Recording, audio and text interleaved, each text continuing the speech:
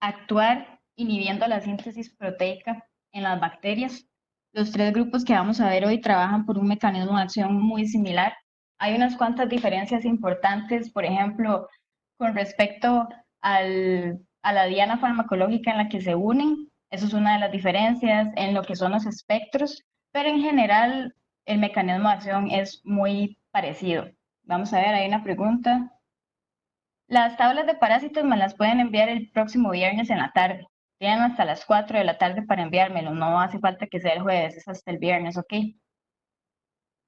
Em, Continuando con la presentación, chicos, como les estaba diciendo, entonces todos estos grupos que vamos a ver hoy están orientados a inhibir la síntesis proteica. Ayer vimos dos grupos que tenían mecanismos de acción diferentes. Estos tres de hoy son un poco similares y los que quedan por ver, algunos se parecen. Los únicos que se salen del esquema serían los beta-lactámicos. Entonces, a la hora de estudiar estos tres grupos de hoy, va a ser fácil resumir el mecanismo de acción. Con respecto a los aminoglucósidos que tenemos disponibles aquí en el país, son todos estos que vemos en la diapositiva. Tenemos la gentamicina, la tobramicina, la amicacina, la streptomicina y la neomicina. La streptomicina fue el primer ejemplar que se sintetizó en este grupo y de ahí en adelante se fueron haciendo las diferentes moléculas. Algo importante, si pueden notar viendo las diapositivas, en ninguna vemos que existe por vía oral. Los aminoglucósidos, chicos, ustedes nunca los van a ver por vía oral porque tienen un porcentaje muy escaso de absorción, incluso menos de un 1%. Por eso es que las únicas presentaciones formuladas son por vía parenteral y en algunos casos, como la gentamicina y la tobramicina, tenemos aplicaciones para uso oftálmico. Con respecto a lo que es la neomicina es el aminoglucósido más tóxico de todos. Más adelante vamos a ver cuáles son los problemas de toxicidad, pero como es la molécula más tóxica, no hay presentaciones para administrarlo por vía sistémica. Realmente todas las que existen se limitan a formulaciones tópicas, entonces van a haber cremas, van a haber presentaciones oftálmicas, presentaciones óticas en algunos casos, pero lo tradicional es verla más que todo en presentaciones como crema para uso tópico por su grado de toxicidad. Otra cosa importante que quiero que noten es que vean que en algunos casos les puse la palabra inhalado.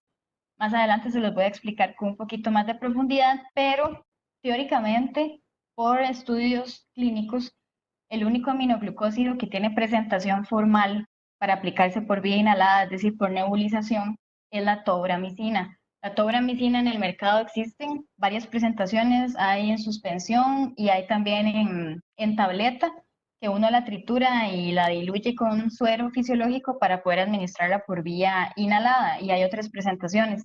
Con el resto de aminoglucósidos, podemos decir que es una vía de administración off-label porque ningún laboratorio fabricante diseñó una presentación para administrarla por vía oral.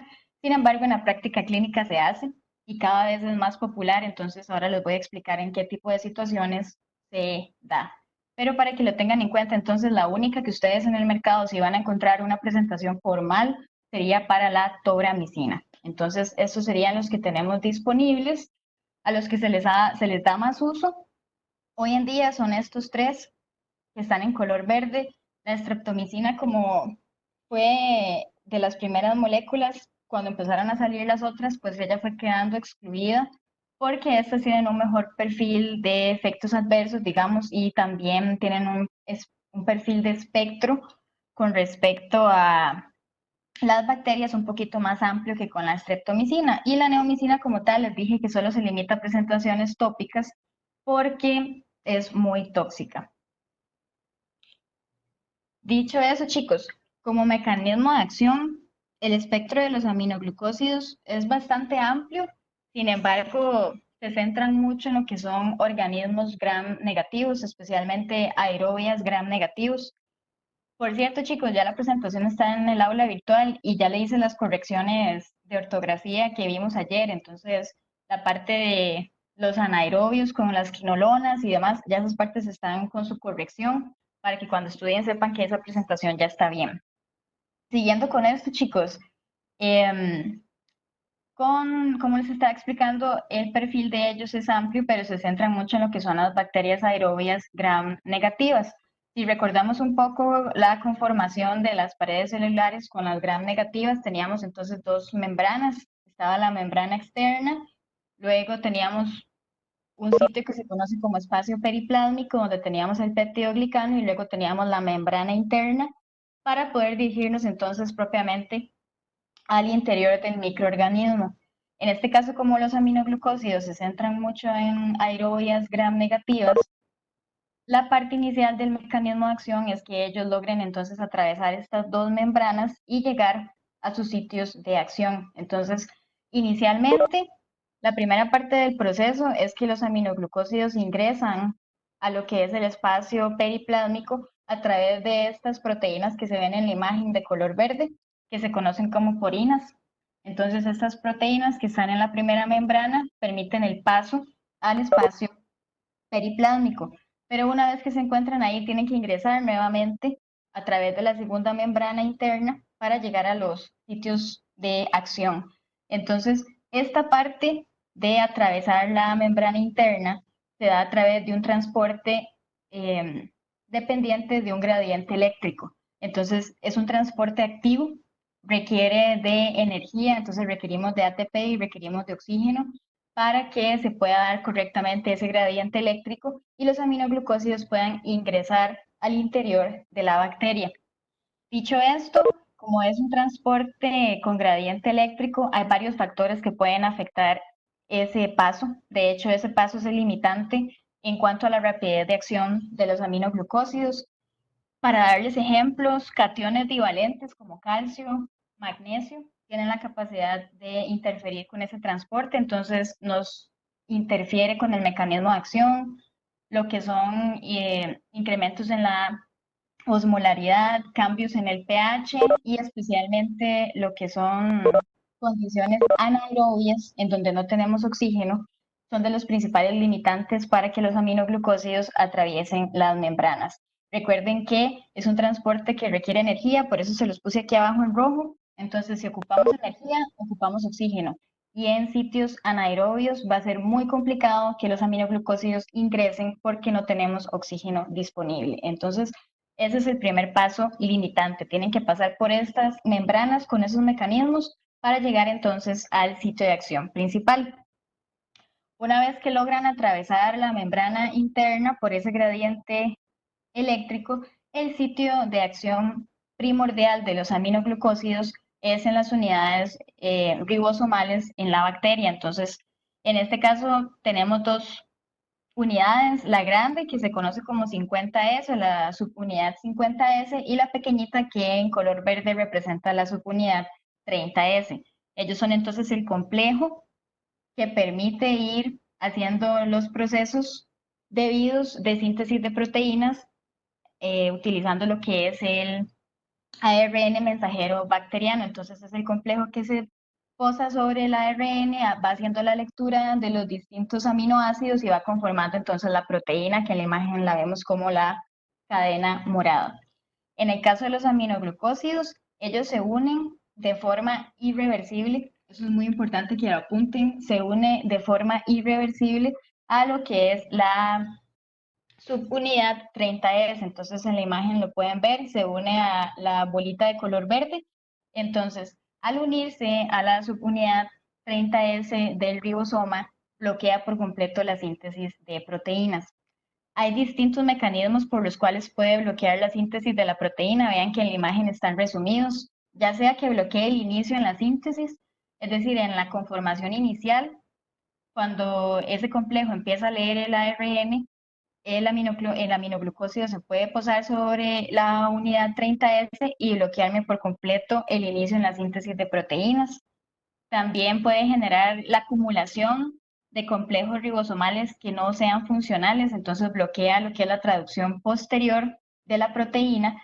Y también existe la posibilidad de que la unión a la subunidad 30S genere que se disocie el complejo. Entonces, véanlo aquí en la imagen, se disocia la unidad 50, se disocia la unidad 30 y la proteína no termina lo que es su síntesis. Entonces, se generan proteínas prematuras que no tienen ninguna función.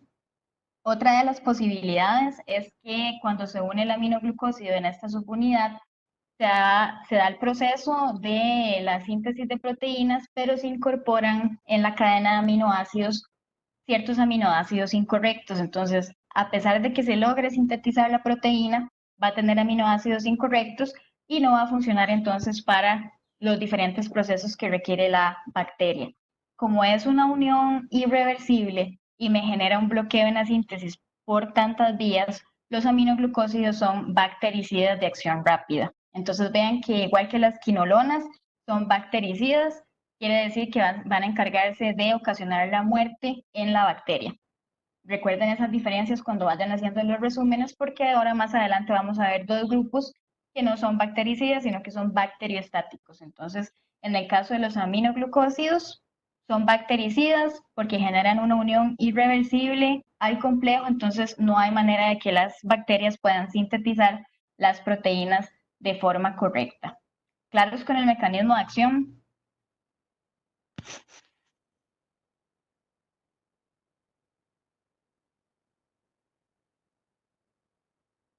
Ok. Hablando con respecto a la farmacodinamia, recuerden este cuadrito que vimos ayer. Vean que aquí están los aminoglucósidos en la misma clasificación que las fluoroquinolonas, entonces van a ser bactericidas y el efecto es dependiente de la concentración, igual que como se los expliqué ayer con las quinolonas. Esto quiere decir entonces que a mayor concentración de aminoglucósido en plasma, vamos a tener un mayor incremento en lo que es la muerte bacteriana. Entonces, es de los grupos que son concentración dependiente. Entonces esa parte es muy importante. Algo curioso que tienen los aminoglucósidos que los hace diferentes a otros grupos de antibióticos es que en ellos existe el fenómeno que se conoce como presencia post-antibiótico. ¿Qué quiere decir esto, chicos? Que cuando yo administro el aminoglucósido al paciente, vamos a hacer un pico de concentración plasmática y después de cierta cantidad de tiempo, por procesos de metabolismo, entonces esa concentración en plasma empieza a caer. Ayer les expliqué que en los gráficos de cinética, cuando hablamos de antibióticos, se habla de lo que es la MIC, la concentración mínima inhibitoria. Entonces, para los diferentes tipos de antibióticos existen concentraciones distintas. Cuando se hacen los antibiogramas, sale si el organismo es sensible o no, y a la par vienen las MIC que hay que tener en plasma para entonces empezar a generar una inhibición en el crecimiento bacteriano. Para darles un ejemplo, digamos que ustedes le administran a un paciente gentamicina y la concentración mínima inhibitoria de la gentamicina es 9 microgramos por mililitro. Entonces, cuando se administra la gentamicina, pasa cierta cantidad de tiempo y las concentraciones en plasma caen, esas concentraciones van a caer por debajo de la MIC, es decir, vamos a tener concentraciones por debajo de 9 microgramos por mililitro. El efecto posantibiótico lo que hace referencia es que los aminoglucósidos tienen la capacidad de seguir matando bacterias incluso cuando las concentraciones caen por debajo de la MIC. Entonces, eso es lo que les puse aquí en la diapositiva. Vean que les puse que el efecto perdura después de que caen las concentraciones por debajo de la MIC. Entonces, esa parte es muy beneficiosa porque más adelante les voy a explicar cómo se administran tradicionalmente los aminoglucósidos y cómo se hace uso de esa ventaja farmacológica. Entonces, ellos son concentración dependiente, a más concentración, más muerte bacteriana y además, incluso después de que las concentraciones caen por debajo de la MIC, siguen siendo tratamientos efectivos y mantienen la actividad bactericida. Entonces, eso es algo importante. Claros con el efecto postantibiótico.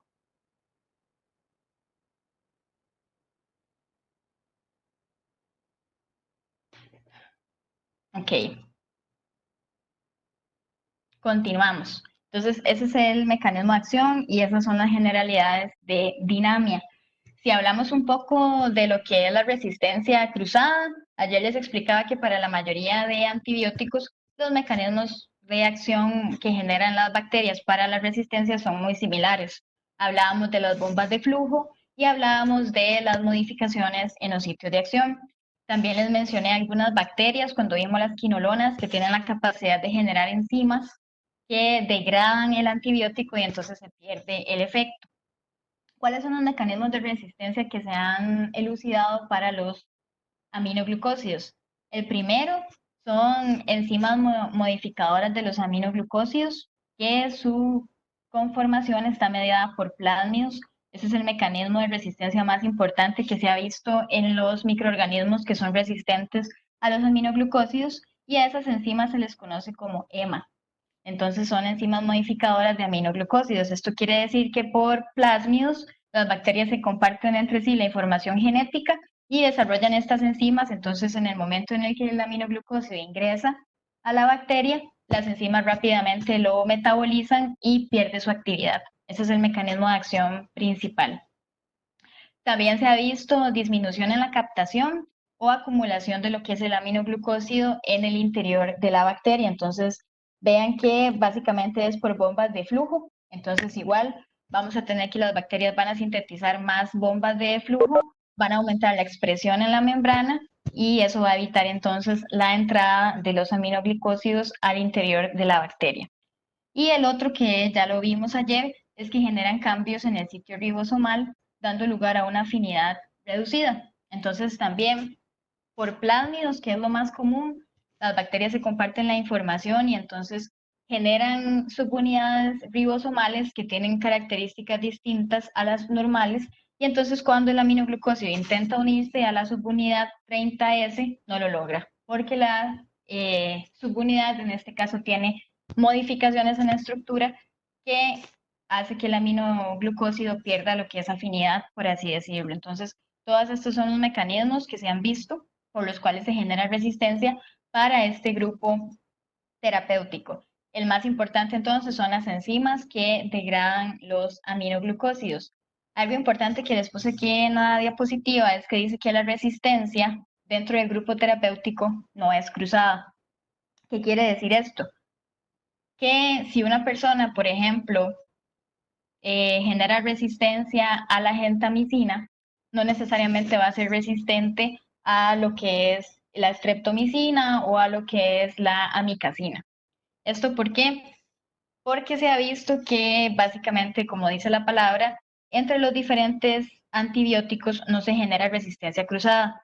Es diferente al mecanismo que vimos ayer con las quinolonas, que les expliqué que ellas son fármacos muy peligrosos porque pueden generar resistencia cruzada, no solo con ellas, sino con el resto de antibióticos. Por eso tienen un impacto epidemiológico tan grave.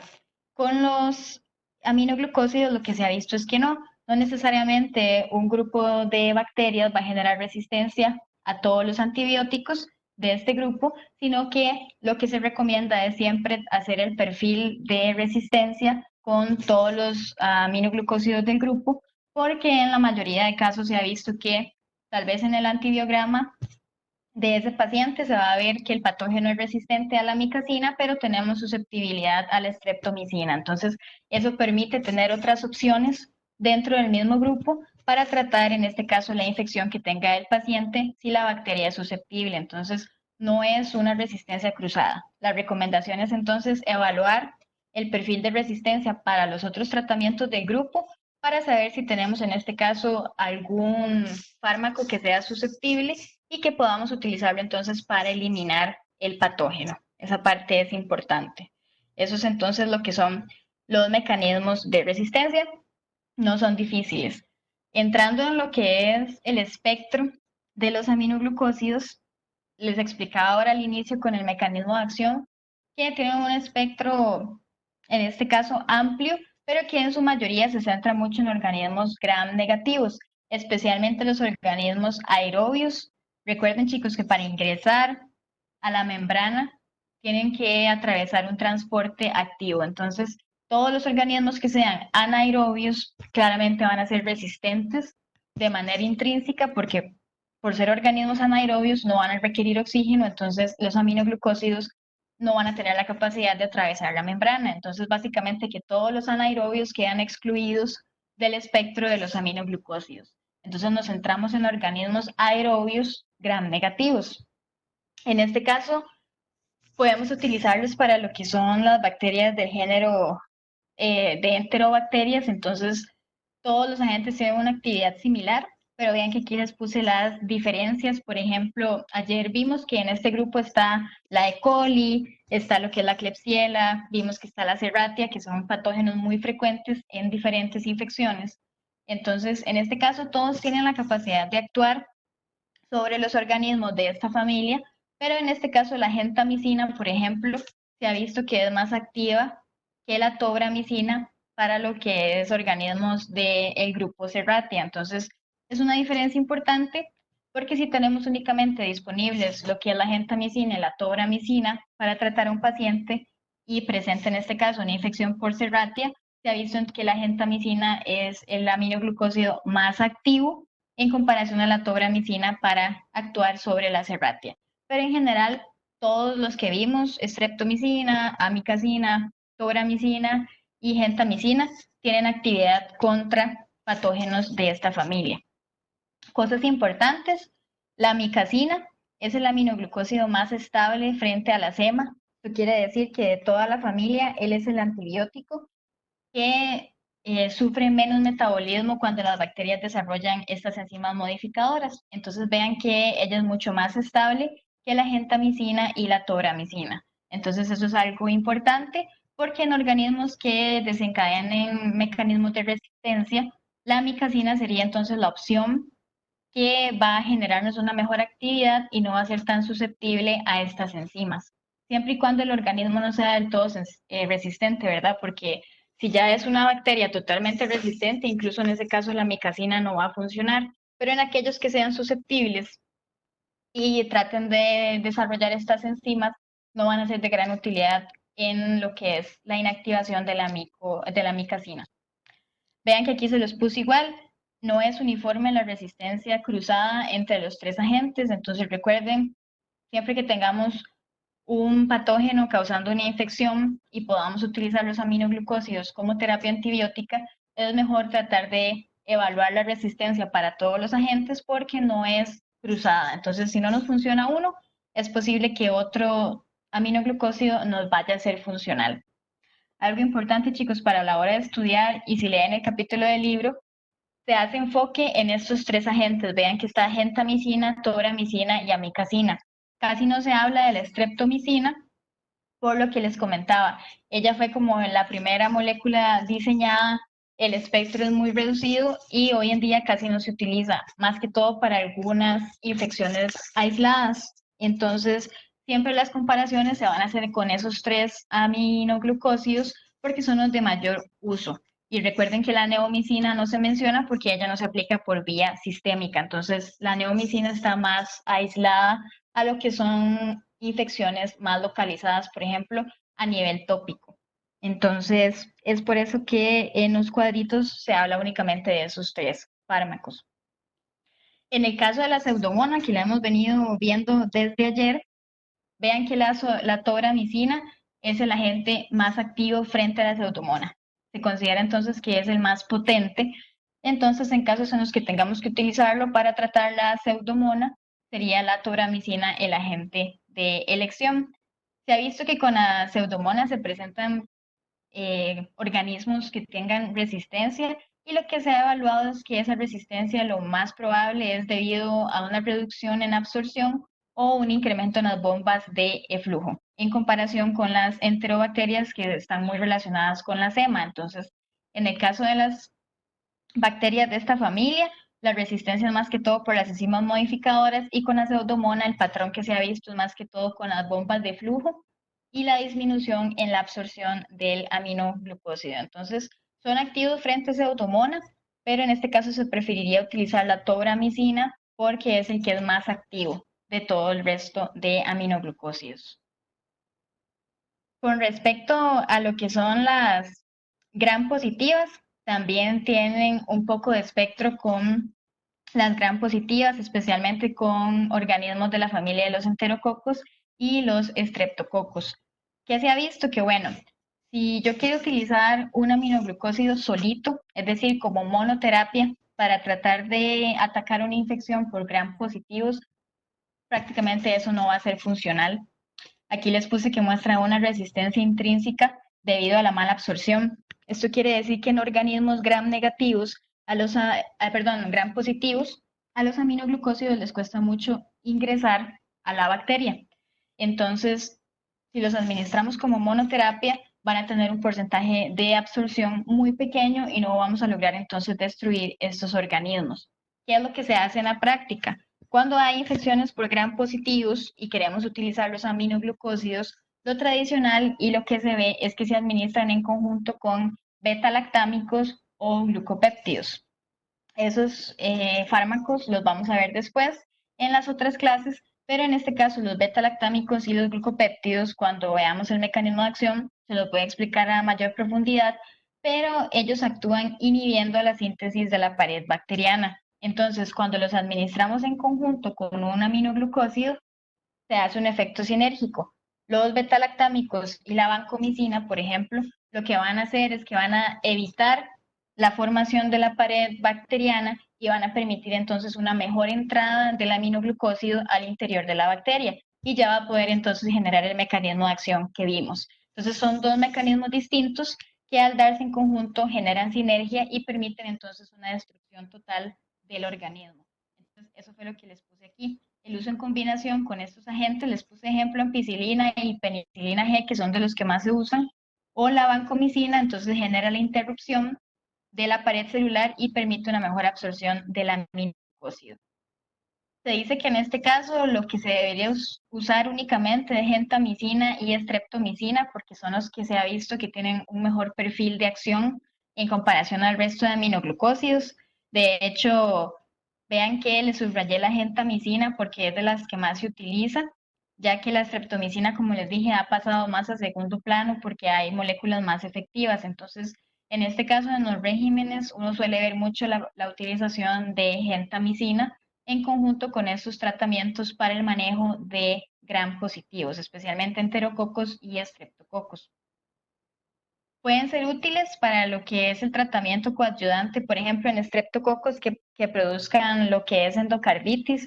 Esa es una de las aplicaciones más usuales donde se ve esta combinación sinérgica. Entonces, por ejemplo, la endocarditis causada por estreptococos viridans puede utilizarse lo que es un aminoglucósido con un beta-lactámico, por ejemplo, y eso permite reducir el tiempo del esquema de dosificación para el paciente. Entonces, recuerden que entre menos días expongamos al paciente al antibiótico, menos es el porcentaje de resistencia que podemos desencadenar en los organismos patógenos. Entonces, esa utilización en conjunto para estos casos de endocarditis permite utilizar lo que es los tratamientos por una menor cantidad de tiempo. Obviamente cambia, ¿verdad? Hay otros perfiles de tratamiento para endocarditis dependiendo del patógeno que requiere que el paciente consuma terapia hasta por 4 semanas o 6 semanas.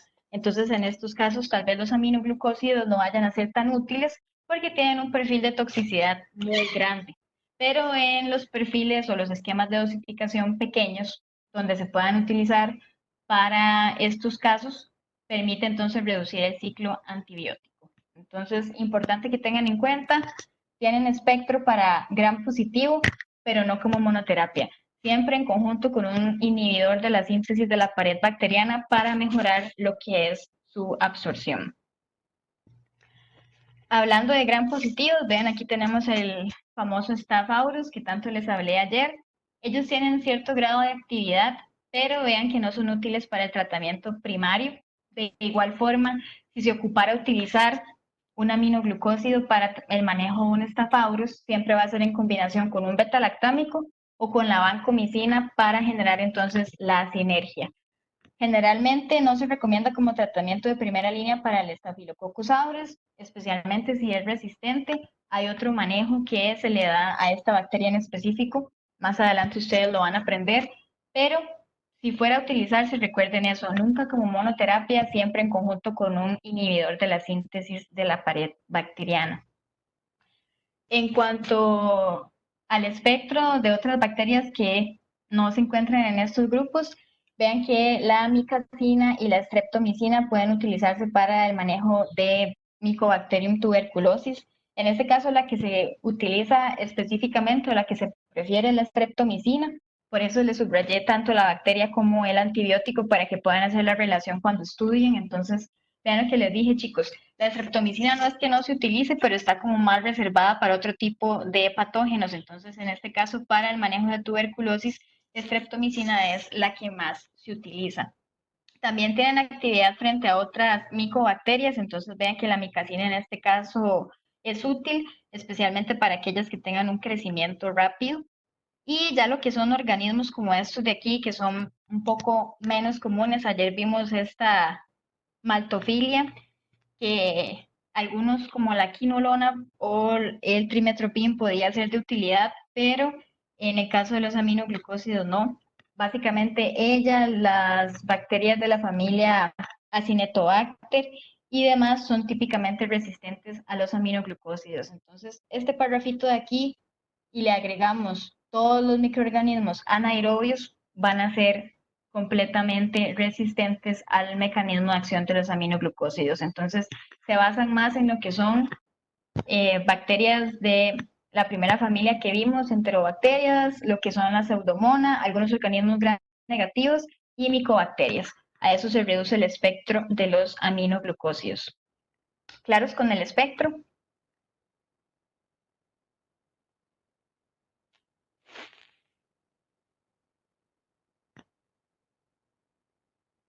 Ok, continuamos. Con respecto a lo que es la farmacocinética, ya les adelanté un poco al inicio de la clase, ellos no se administran por vía oral porque tienen una absorción muy limitada, entonces tenemos presentaciones por vía parenteral. Si administramos lo que son los aminoglucósidos, después de una aplicación intravenosa vamos a tener los picos de concentración a la media hora o 60 minutos después de que se termina la infusión. Si los administramos por vía intramuscular, que también es una de las presentaciones que existen, como por ejemplo la streptomicina, lo tradicional es verla por vía intramuscular. De hecho, no hay formulación por vía intravenosa, lo que se hace de manera off-label en algunos casos, y ustedes lo pueden leer en algunos artículos, es que utilizan la ampolla intravenosa y la diluyen con algún diluyente específico, utilizan suero salino, lo diluyen un poco y entonces pueden aplicar la streptomicina por vía intravenosa si fuera necesario, pero la formulación que existe es por vía intramuscular. Entonces vean que después de una aplicación intramuscular igual tenemos un pico a los 30 o 90 minutos. Igual aquí la diapositiva les explica que por vía oral tienen muy poca absorción, pero que se ha hecho la aplicación local, digamos, a nivel de lo que es el espacio pleural o la cavidad peritoneal, lo que resulta entonces en concentraciones importantes. Esto quiere decir, por ejemplo, que a pesar de que ellos no se absorben por vía oral, cuando queremos, por ejemplo, tener estos espacios limpios, en el caso de que se vaya a realizar una cirugía y existe el riesgo de que organismos, por ejemplo, de la cavidad peritoneal, invadan otros sitios del cuerpo y se genere una superinfección, lo que se hace es que se preparan soluciones tópicas y el paciente las ingiere, por ejemplo, por vía oral en caso de que queramos eliminar la flora intestinal, o se hacen preparaciones tópicas igual y se administran directamente en la cavidad peritoneal o en el espacio pleural. Entonces recuerden que cuando uno habla o utiliza la palabra tópica, no necesariamente es únicamente la piel, sino es que estamos localizando el fármaco en un sitio específico y de ahí no va a tener absorción. Entonces, como ellos usualmente a través de las membranas del cuerpo o las mucosas del cuerpo no van a tener absorción, existe la preparación entonces local en esos casos específicos en donde se quiere eliminar la flora del sitio cuando se va a hacer una cirugía y hay riesgo entonces de que esas bacterias invadan otros sitios que no corresponden a la flora propiamente, por ejemplo, de la cavidad peritoneal o del espacio pleural. Entonces, esa es otra de las maneras en las que los pueden ver. Pueden ver preparaciones de neomicina, pueden ver preparaciones de streptomicina o de cualquiera de los otros aminoglucósidos. Simplemente lo hacen entonces para aplicación local. Con respecto a la distribución, vean que igual este es un artículo de UpToDate, entonces se centran en los aminoglucósidos de principal uso. Vean que aquí no tenemos ni la streptomicina ni la neomicina, entonces nos centramos en los que tienen mayor aplicado, los que se utilizan más, perdón. Vean que tienen un volumen de distribución relativamente pequeño, pero puede verse incrementado en pacientes que tengan ascistis pacientes que tengan quemaduras, pacientes en estado de embarazo y algunas otras condiciones como fibrosis cística. Entonces, en estos pacientes es muy importante tener esto en cuenta porque van a requerir entonces ajustes de dosis en la formulación o la aplicación que vamos a utilizar va a ser diferente. Ahora les voy a enseñar un gráfico y les voy a explicar más o menos cuál es el perfil de aplicación que se hace en estos pacientes, pero en general, como tienen un volumen de distribución que está aumentado en estos casos, pues se trata de administrarles dosis un poco más pequeñas para que no tengamos una concentración tan alta del fármaco en sangre, porque ellos son sumamente nefrotóxicos y son muy ototóxicos. Ahora vamos a ver esos efectos adversos. Entonces no se recomienda cuando tenemos volúmenes incrementados administrar dosis tan altas por el riesgo entonces de generar ese tipo de toxicidad. En cuanto a lo que es la distribución, vean que a nivel de lo que es orina podemos encontrar concentraciones bastante aumentadas en comparación al plasma. Entonces vean que se dice que en orina pueden estar de 25 a un 100%, digamos, las concentraciones aumentadas en comparación a las séricas. Entonces tiene una distribución en lo que es orina bastante grande. En contraste, vean que casi no penetra lo que es sistema nervioso central, entonces no vamos a tener muy buena distribución en el líquido cefalorraquídeo y tampoco vamos a tener una buena distribución en lo que son las secreciones bronquiales. Entonces, orina es uno de los sitios donde más tenemos concentraciones, entonces parte de eso explica la toxicidad porque tenemos un gran volumen del fármaco a nivel de las células, por ejemplo, de los túbulos en la nefrona, entonces ahí hay mucho porcentaje de concentración y el otro sitio del cuerpo donde se ha visto que se concentran en gran cantidad es la endolinfa y la perilinfa a nivel del oído, y ahí entonces que se genere la ototoxicidad. Ahora les voy a explicar un poco más qué problemas causa ese tipo de acumulación, pero vean que la distribución entonces es más que todo a nivel de la orina, a nivel de lo que es entonces oído y en sistema nervioso central casi no tenemos concentraciones. En cuanto a lo que es la eliminación y el metabolismo, vean que aproximadamente el 100% del fármaco que se administra se elimina a través de la orina sin cambios. Entonces, la parte renal es muy importante. No vamos a tener mucha participación del metabolismo hepático. Entonces, ¿qué significa esto? Que pacientes con insuficiencia renal probablemente van a tener contraindicaciones o haya que hacer ajustes de dosis. Entonces, vean lo que les subrayé aquí. La vida media de los compuestos varía, pero está entre 1 hora y media y 3 horas y media en adultos con una función renal normal. ¿Qué pasa? Que en personas que tengan una función disminuida y los niños que tienen en este caso inmaduro el sistema de excreción por vía renal, esa vida media aumenta. Entonces, por ejemplo, de 3 horas podemos tener vidas medias de hasta 20 o 25 horas cuando tenemos estados de insuficiencia renal. Entonces, esa cantidad o ese incremento en la vida media hay que tenerlo presente porque como son tóxicos, si les administramos la misma dosis a estos pacientes, vamos a tener todavía un porcentaje mayor de toxicidad renal. Entonces, esta parte es muy importante. No sufren metabolismo hepático, pero es tan grande su excreción renal que hay que tener entonces precaución cuando se administran este tipo de pacientes. ¿Claros con la cinética?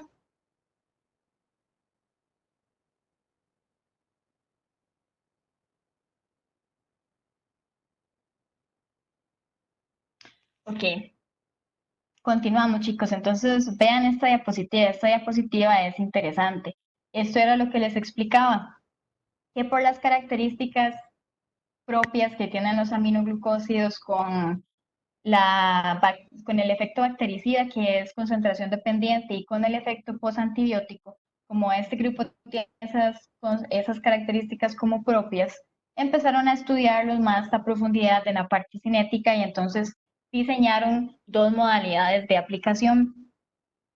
Son entonces las que les puse aquí en la diapositiva y les puse los mismos colores que el gráfico para que cuando estudien sea más fácil entenderlo.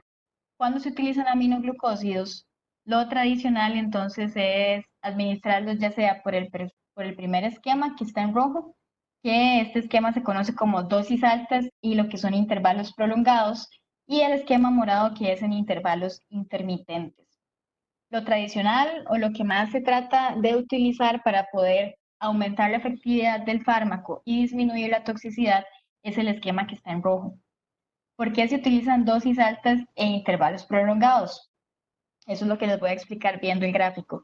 Este gráfico, chicos, si recordamos de la clase de farmacocinética al inicio del semestre, es un gráfico por vía parenteral. Recuerden que por vía oral es diferente y ayer lo vimos. Por vía oral sería la curva y las concentraciones decaen después de cierta cantidad de tiempo. En cambio, recuerden que en las aplicaciones parenterales empezamos con concentraciones altas porque lo estamos haciendo ya sea directamente por vía intravenosa o por vía subcutánea o por vía intramuscular, y eso entonces significa concentraciones más rápidas en plasma. Por eso es que la curva empieza desde arriba, porque empezamos con concentraciones altas al puro inicio y conforme pasa el tiempo esas concentraciones decaen. Entonces, ¿cómo es el primer esquema en rojo? El primer esquema lo que hacen cuando lo administran por esta característica o por este esquema es que empiezan la aplicación con concentraciones altas de aminoglucósido. Entonces vean que hacemos un pico bastante alto en las concentraciones plasmáticas porque se administran dosis altas y conforme va pasando el tiempo, esa curva va cayendo y cae por debajo del umbral de toxicidad. El umbral de toxicidad para los aminoglucósidos tradicionalmente es 2 microgramos por mililitro. Eso quiere decir que cuando tenemos más de esa cantidad de fármaco en plasma, podemos empezar a ver fenómenos de toxicidad. Vean entonces que en el gráfico el umbral de toxicidad está con la línea verde y si lo vemos por los numeritos está alrededor de 2. Entonces, ¿cuál es la utilidad o por qué se prefiere aplicarlo por la vía dosis altas e intervalos prolongados? Esto se suele aplicar de esta manera debido a que recuerden que ellos son concentración dependiente. Entonces, si yo aplico una dosis alta al puro inicio, voy a hacer un pico de concentración tan alto que voy a tener un efecto bactericida mucho más rápido y va a ser más efectivo. Entonces, voy a matar la mayor cantidad de bacterias en el menor tiempo posible. Entonces, en estos esquemas administran una concentración alta para entonces hacer más efectivo la destrucción de las bacterias. ¿Cuál es la otra ventaja? Que recuerden que los aminoglucósidos tienen el efecto post-antibiótico. Entonces, incluso cuando esta curva cae por debajo de la MIC, vamos a tener actividad bactericida por una mayor cantidad de tiempo. Entonces, vamos a tener un inicio eficaz y la curva, a pesar de que haya caído por debajo de la MIC, va a seguir teniendo efecto bactericida. Entonces, esa es la primera razón. La segunda razón de aplicarlo de esta manera es que vean por el esquema que la curva cae y la siguiente dosis tendríamos que aplicar alrededor de 24 horas después, por eso son intervalos prolongados. Se aplica día a día o en esquemas que conlleven una cantidad larga de horas, no se aplica de manera seguida. ¿Cuál es la ventaja de eso? Es que vean esto, chicos, cuando la curva va cayendo, por ahí de las 14 horas, la curva cae por debajo del umbral de toxicidad. Vean que la línea punteada está por debajo de los puntitos verdes. ¿Qué es el beneficio de esto? Que quiere decir que después de unas 14, 15 horas, vamos a seguir teniendo efecto bactericida por la propiedad del efecto postantibiótico, pero esas concentraciones van a estar por debajo del umbral de toxicidad de aproximadamente unas 13 o 14 horas. Entonces, durante ese tiempo, el aminoglucósido sigue matando bacterias, pero no nos genera toxicidad. Entonces, con ese esquema rojo, nos disminuimos el riesgo de generar, por ejemplo, nefrotoxicidad, porque mantenemos concentraciones por debajo del umbral tóxico por largos periodos de tiempo y evitamos la acumulación del fármaco en las células renales del paciente. También disminuimos en cierto grado toxicidades en otros aspectos y permite que el fármaco siga siendo efectivo. ¿Claros con la dosis roja y la explicación del gráfico? ¿Sí la entendieron?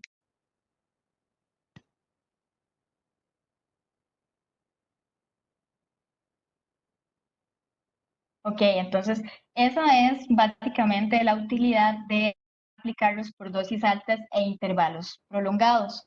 ¿Cuál es la diferencia con la aplicación tradicional o lo que se hacía antes?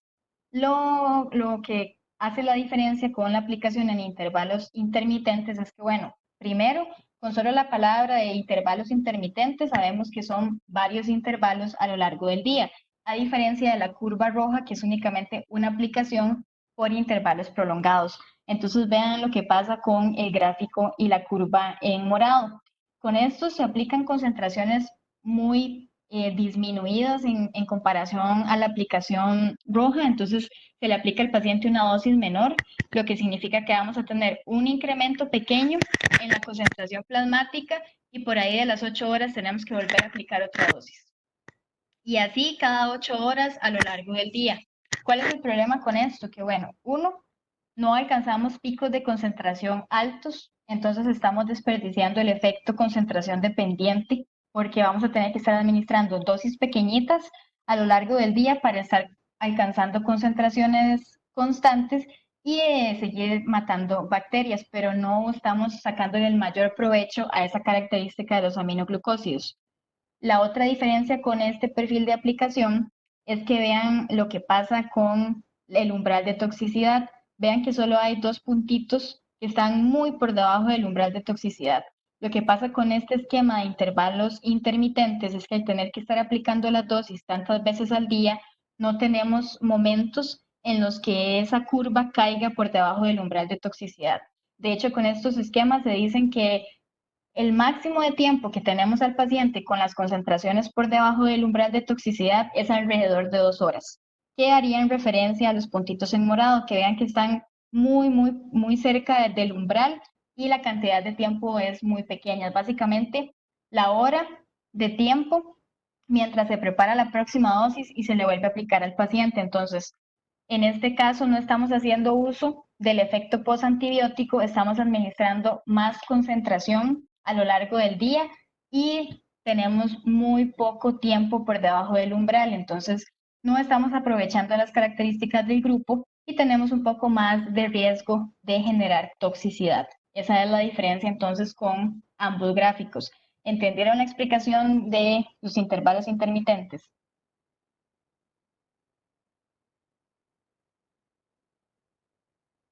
Ok, entonces viendo la diferencia entre ambos intervalos, chicos, no significa que el intervalo intermitente no se utilice. Lo que se trata de hacer es utilizar en la mayoría de casos la dosis alta y el intervalo prolongado para sacar el mayor beneficio al grupo terapéutico. Pero ¿qué pasa? Este esquema no se recomienda en pacientes con quemaduras que sean en un porcentaje mayor al 20% del cuerpo, pacientes con ascitis, mujeres embarazadas, pacientes pediátricos y pacientes con falla renal que tengan un aclaramiento de creatinina menor a los 40 mililitros por minuto. ¿Por qué? Porque si recordamos, estos mismos pacientes son los que salen en esta diapositiva y yo les dije que ellos tienen el volumen de distribución incrementado. Entonces, en estos pacientes, si se aplican estas concentraciones tan altas al inicio de la dosificación, hay mucho más riesgo de que generemos acumulación de fármaco y que se generen eventos de toxicidad. Entonces, en estos pacientes en los que la cinética no es tan estable por las variaciones en el volumen de concentración y el volumen de distribución, no se recomienda la utilización de este esquema. Entonces, para estos pacientes se tiene que utilizar el de intervalos intermitentes. Entonces, en las guías, en los artículos que ustedes lean, lo que se recomienda y lo que van a ver que más se utiliza es el de dosis altas, intervalos prolongados, pero hay excepciones. Entonces, en estos pacientes no se va a utilizar ese esquema y recurrimos al de intervalos intermitentes. Otras diferencias importantes con eso, chicos, es que una de las ventajas adicionales que tiene el esquema en rojo es que disminuye los costos y disminuye el monitoreo de los pacientes, porque cuando se administran aminoglucósidos, recuerden que es por infusión intravenosa o por aplicación intramuscular, y cuando hay pacientes que se encuentran a nivel hospitalario, hay que estar haciendo un monitoreo de las concentraciones plasmáticas para asegurarnos que estén lo suficientemente por encima de la MIC para matar las bacterias. Entonces, son pacientes en los que hay que estarles extrayendo muestras sanguíneas, analizarlas y ver las concentraciones, hacer cálculos de cinética y saber en qué momento del día tenemos que aplicar la próxima dosis para asegurarnos que siempre tenemos un nivel constante en sangre. Con la aplicación del esquema rojo, el beneficio es que el monitoreo se vuelve un poco más simple. Uno, porque solo administramos al paciente el aminoglucósido, por ejemplo, una vez al día, o en comparación al esquema morado, y eso le confiere al paciente el beneficio de que únicamente se tiene que tomar una muestra de sangre, por ejemplo, que se hace un cálculo en la computadora con diferentes aplicaciones que existen y eso le dice a uno en qué momento del día tiene que dar la siguiente aplicación. Entonces, para el paciente es beneficioso y también para el sistema de salud reduce los costos, porque el monitoreo no conlleva estar extrayendo tantas muestras de sangre.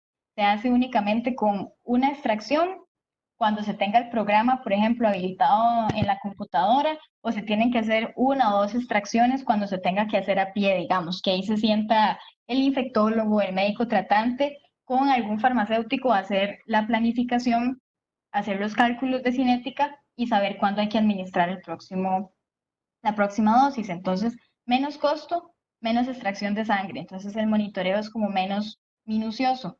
El problema con los intervalos intermitentes es que en este tipo de pacientes sí cambia un poco porque la extracción hay que hacerla en diferentes tiempos. Entonces, para darles un ejemplo, con ese tipo de esquema hay que hacerlo más individual porque los pacientes, por ejemplo, en este tipo de pacientes con quemaduras, mujeres embarazadas, como la cinética es tan variable, entonces hay que hacer una toma unos 60 minutos antes de la próxima dosis y luego hay que esperarse media hora o 45 minutos para tomar la siguiente muestra de sangre y así hay que hacerlo con cada uno de los intervalos. Entonces vean que en este gráfico, por ejemplo, habría que hacer esa extracción de sangre por lo menos 2 veces al día en comparación al otro perfil que es únicamente una extracción o dos y los cálculos se pueden hacer de manera más eficaz. Entonces, parte del beneficio también es en la parte del costo y la parte de no estar molestando, por así decirlo, tantas veces al paciente para hacer la extracción de sangre. No hay que estarse preocupando por estar poniendo las horas, correr y tomarle al paciente la muestra, porque si se olvidó ya se daña la curva de cinética. Entonces, todas esas diferencias entre los dos esquemas hacen que el rojo sea el más popular. Entonces, eso es muy importante tomarlo en cuenta con los aminoglucósidos. ¿Entendieron entonces las diferencias con la dosis y monitoreo?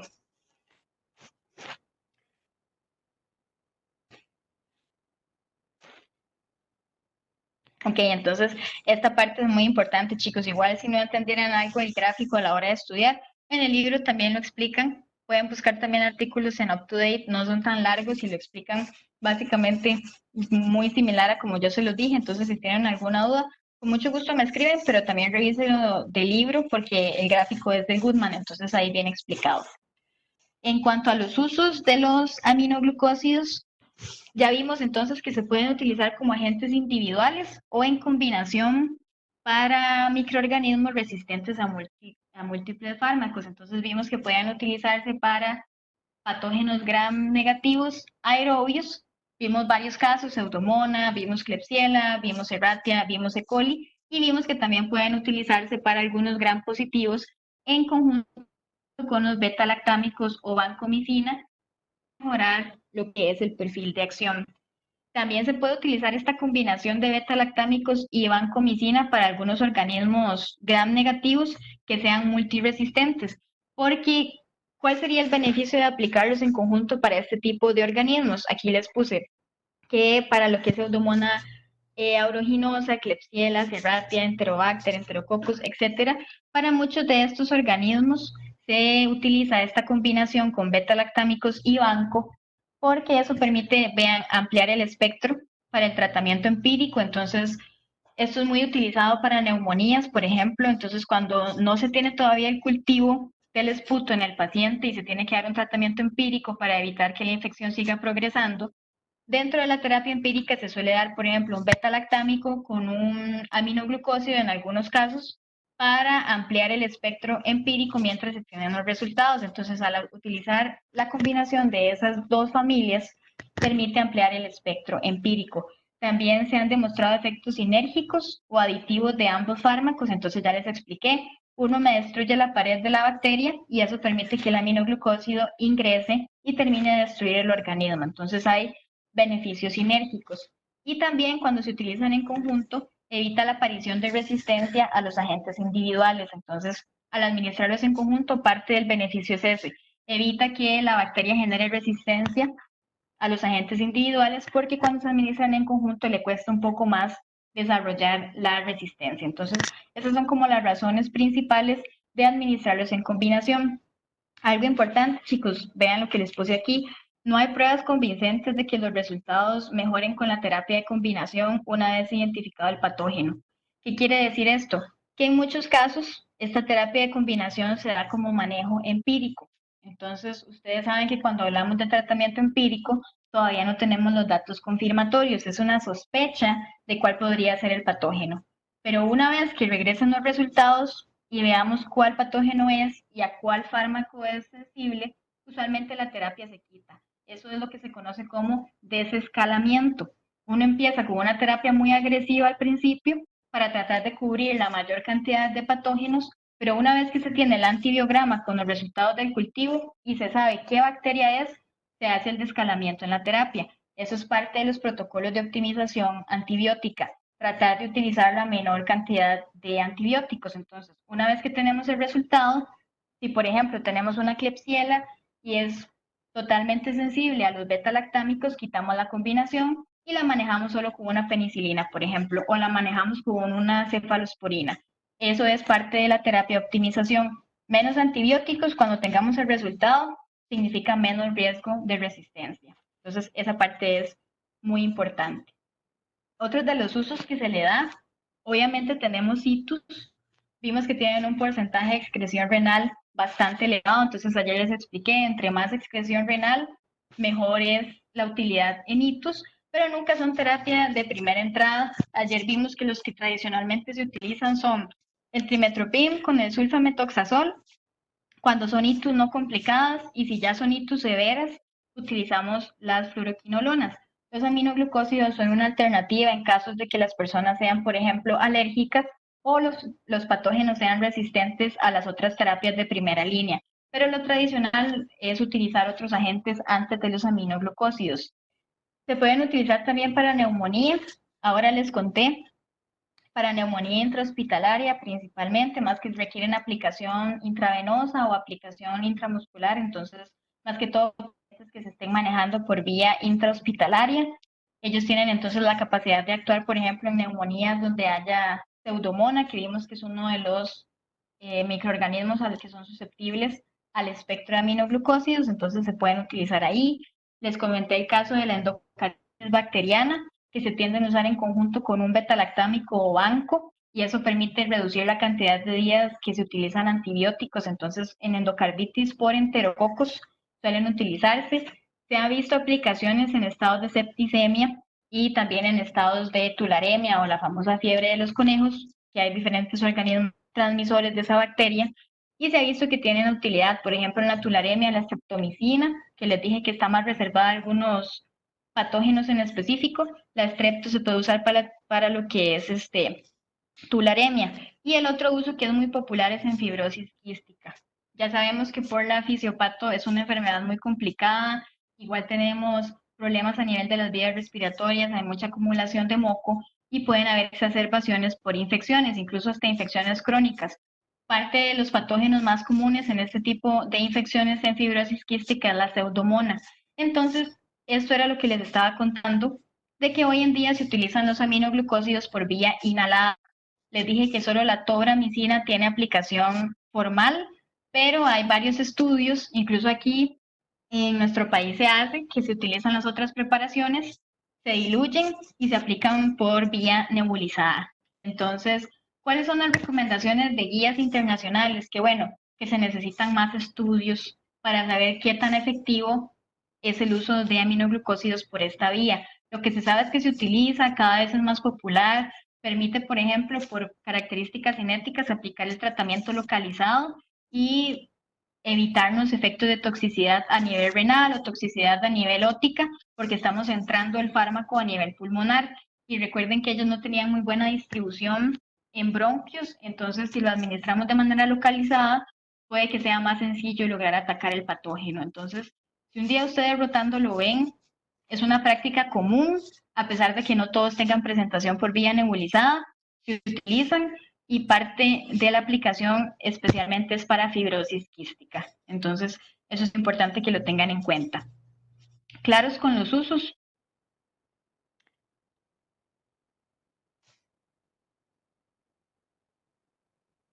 Ok, hablando entonces de lo que son efectos adversos, chicos, ya más o menos se los adelanté.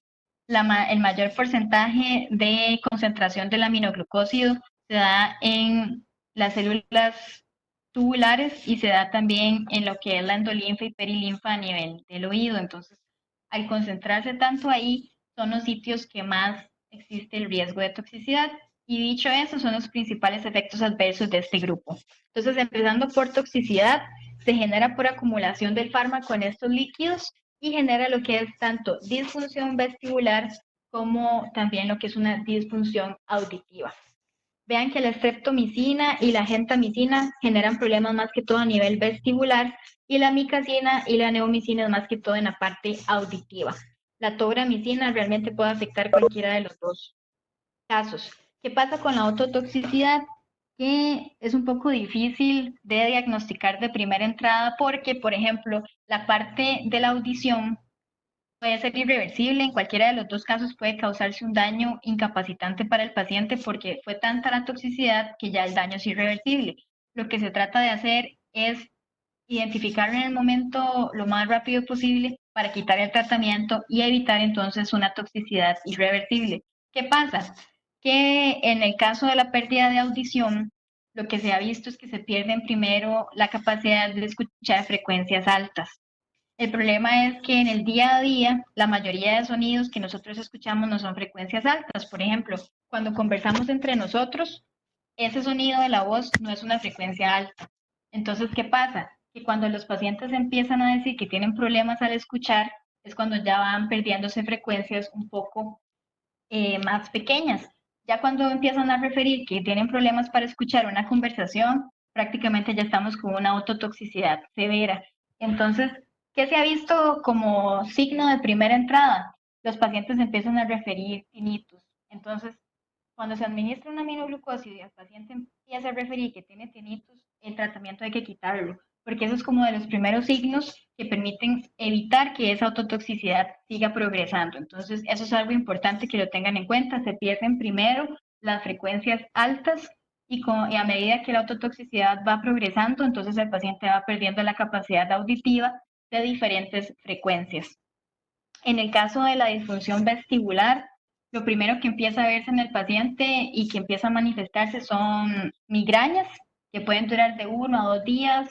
Empieza a verse lo que son náuseas, vómitos, y ya cuando la toxicidad vestibular empieza a ser más grave, empezamos a ver problemas de equilibrio, problemas en la marcha del paciente, les va a costar mucho sentarse y levantarse. Entonces, ya ahí estamos frente a toxicidades graves. Lo que se trata de hacer es eso, explicarle al paciente que en la primera sintomatología de una tinnitus, de una migraña muy fuerte, tenemos que quitar el tratamiento. Porcentaje de incidencia.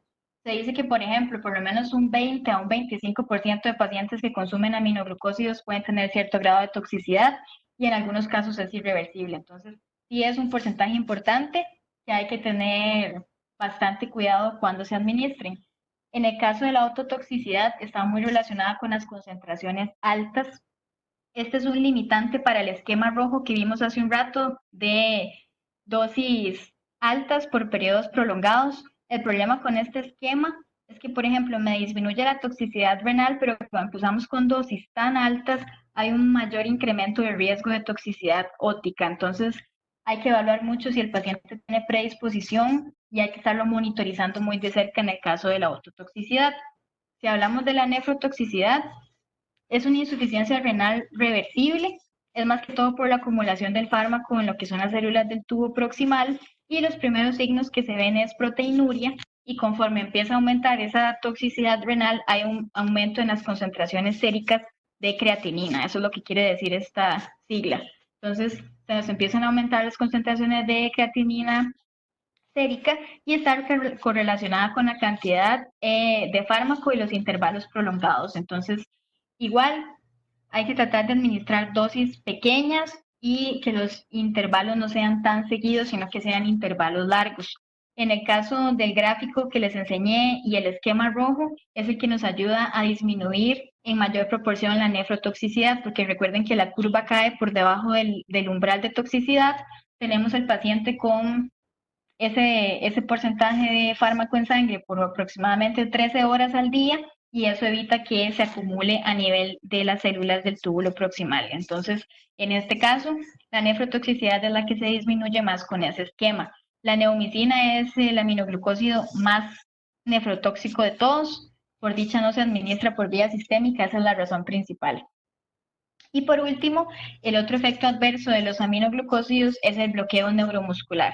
Aquí les puse cuál es el primero y cuál es el último con respecto al porcentaje de bloqueo. Esto quiere decir que la neomicina, es la que tiene el mayor porcentaje de bloqueo neuromuscular y la tobramicina es la que genera el bloqueo en menor proporción.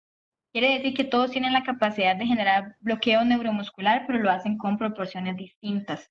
¿Qué se ha visto? Que este efecto adverso aparece más que todo en pacientes que vayan a someterse a alguna cirugía, entonces tengamos que inducirles anestesia, o también se ha visto en pacientes que estén tomando otro tipo de bloqueadores neuromusculares. Esto quiere decir estas siglas. Entonces, pacientes que estén con algún tratamiento con bloqueadores neuromusculares de alguna especie o se haya sometido a la utilización de esos tratamientos, hay un mayor riesgo de que se genere bloqueo neuromuscular.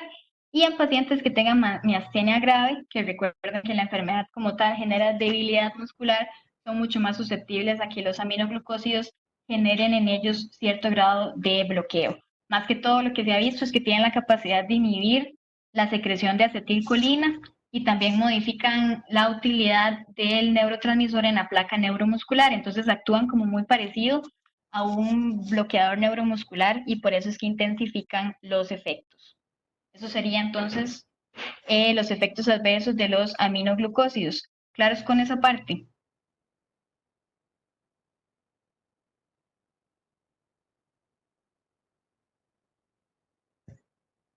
Ok, entonces esos son aminoglucósidos, chicos.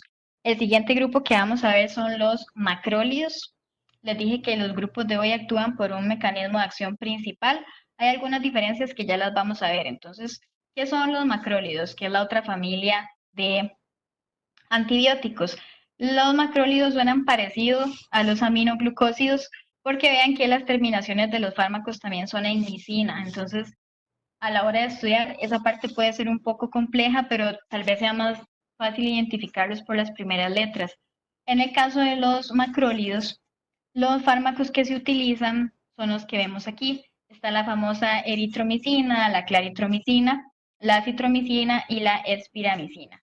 Los macrólidos realmente se clasifican dependiendo de la cantidad de átomos de carbono que tenga la estructura. Eso es lo que quiere decir la clasificación que les puse en la diapositiva. Los primeros o la primera familia son los que tienen 14 átomos de carbono. Ahí está la eritromicina, que fue el primer fármaco sintetizado, y tenemos la claritromicina. Luego está en la familia de 15 átomos de carbono la acitromicina, y la familia más grande con 16 átomos de carbono está lo que es la espiramicina. Aquí también hay otro macrólido que se llama fosamicina, pero ese aquí de momento no lo tenemos disponible. Entonces, estos son los macrólidos con los que trabajamos. El fármaco original fue la eritromicina y de ahí se derivaron los otros. Entonces, por ejemplo, la claritromicina y la azotromicina son derivados sintéticos de la eritromicina. ¿Qué quiere decir eso? Lo que les puse aquí abajo. Al ser derivados sintéticos, entonces tienen variaciones estructurales que mejoran la estabilidad, la penetración en los tejidos y amplían el efecto. Entonces, lo que hicieron fue mejorar un poco la molécula de eritromicina y hacerla más útil, disminuir el perfil de toxicidad y que tenga un espectro un poco mejor. En cuanto a las presentaciones, vean que mayoritariamente los tenemos por vía oral todos. La citromicina es la que tiene la presentación por vía intravenosa. Entonces, estos son los famosos macrólidos. ¿Cómo trabajan los macrólidos o cuál es su mecanismo de acción? Es muy parecido al de los aminoglucósidos, solo que vean que ellos actúan en la subunidad 50S. Recuerden la fotito, en los aminoglucósidos, perdón, ellos actúan en la subunidad pequeñita que estaba en color verde. La 50S en esa foto estaba marcada por color morado. En este caso, esa es la diferencia principal. Los macrólidos actúan por el mismo mecanismo de acción, es decir, se unen a una subunidad ribosomal e interfieren con la síntesis de proteínas. Lo que cambia es la subunidad a la que se unen. Entonces, en el caso de los macrólidos, se unen a la subunidad grande, la subunidad 50S, y me inhiben entonces el proceso de síntesis proteica. En general, evitan entonces que se haga la transcripción de la proteína cuando se van uniendo los diferentes aminoácidos para formar la cadena proteica. Entonces, ellos al unirse a esta subunidad igual bloquean que se dé este proceso en donde se va leyendo el ARN mensajero, se van uniendo los diferentes aminoácidos y se va sintetizando la proteína nueva. Entonces, igual bloquean ese proceso de síntesis, pero en este caso es en la subunidad 50S. ¿Cuál es la diferencia principal entre los aminoglucósidos y los macrólidos? Uno, la subunidad a la que se unen, entonces es a la 50S. Dos, la unión es, en este caso, reversible. Recuerden que aminoglucósidos es unión irreversible. En el caso de los macrólidos no, es una unión totalmente reversible. Entonces, ¿qué pasa? Al ser una unión reversible, los macrólidos pasan a ser bacteriostáticos, porque no tenemos entonces un mecanismo de acción tan agresivo, no vamos a impedir de forma total la síntesis proteica, sino que es en algunos periodos. Entonces, esas tres diferencias son importantes. La subunidad, la manera en la que se une, que hace entonces a la unión reversible, y eso genera que el fármaco sea bacteriostático. Esa es una diferencia importante que tienen que tomar. Entonces recuerden que es en una subunidad grande 50S. Cosas importantes, chicos, la teoría dice que ellos son bacteriostáticos, pero se ha visto que cuando se utilizan a dosis altas, dosis en porcentajes muy elevados en comparación a los esquemas normales, pueden comportarse como bactericidas. Entonces, en dosis muy altas, en bacterias que sean susceptibles o que tengan un crecimiento rápido, los macrólidos pueden comportarse como bactericidas, pero lo tradicional es mantenerse en esquemas normales, no utilizar dosis tan altas. Entonces es por esto que son considerados bacteriostáticos, para que lo tengan en cuenta. Si en algún momento lo leen en el libro o en algún artículo o algún doctor se los dice, pueden ser bacteriostáticos, pero ocupamos entonces dosis más altas de lo habitual. Claros con el mecanismo de acción y la diferencia con el otro grupo.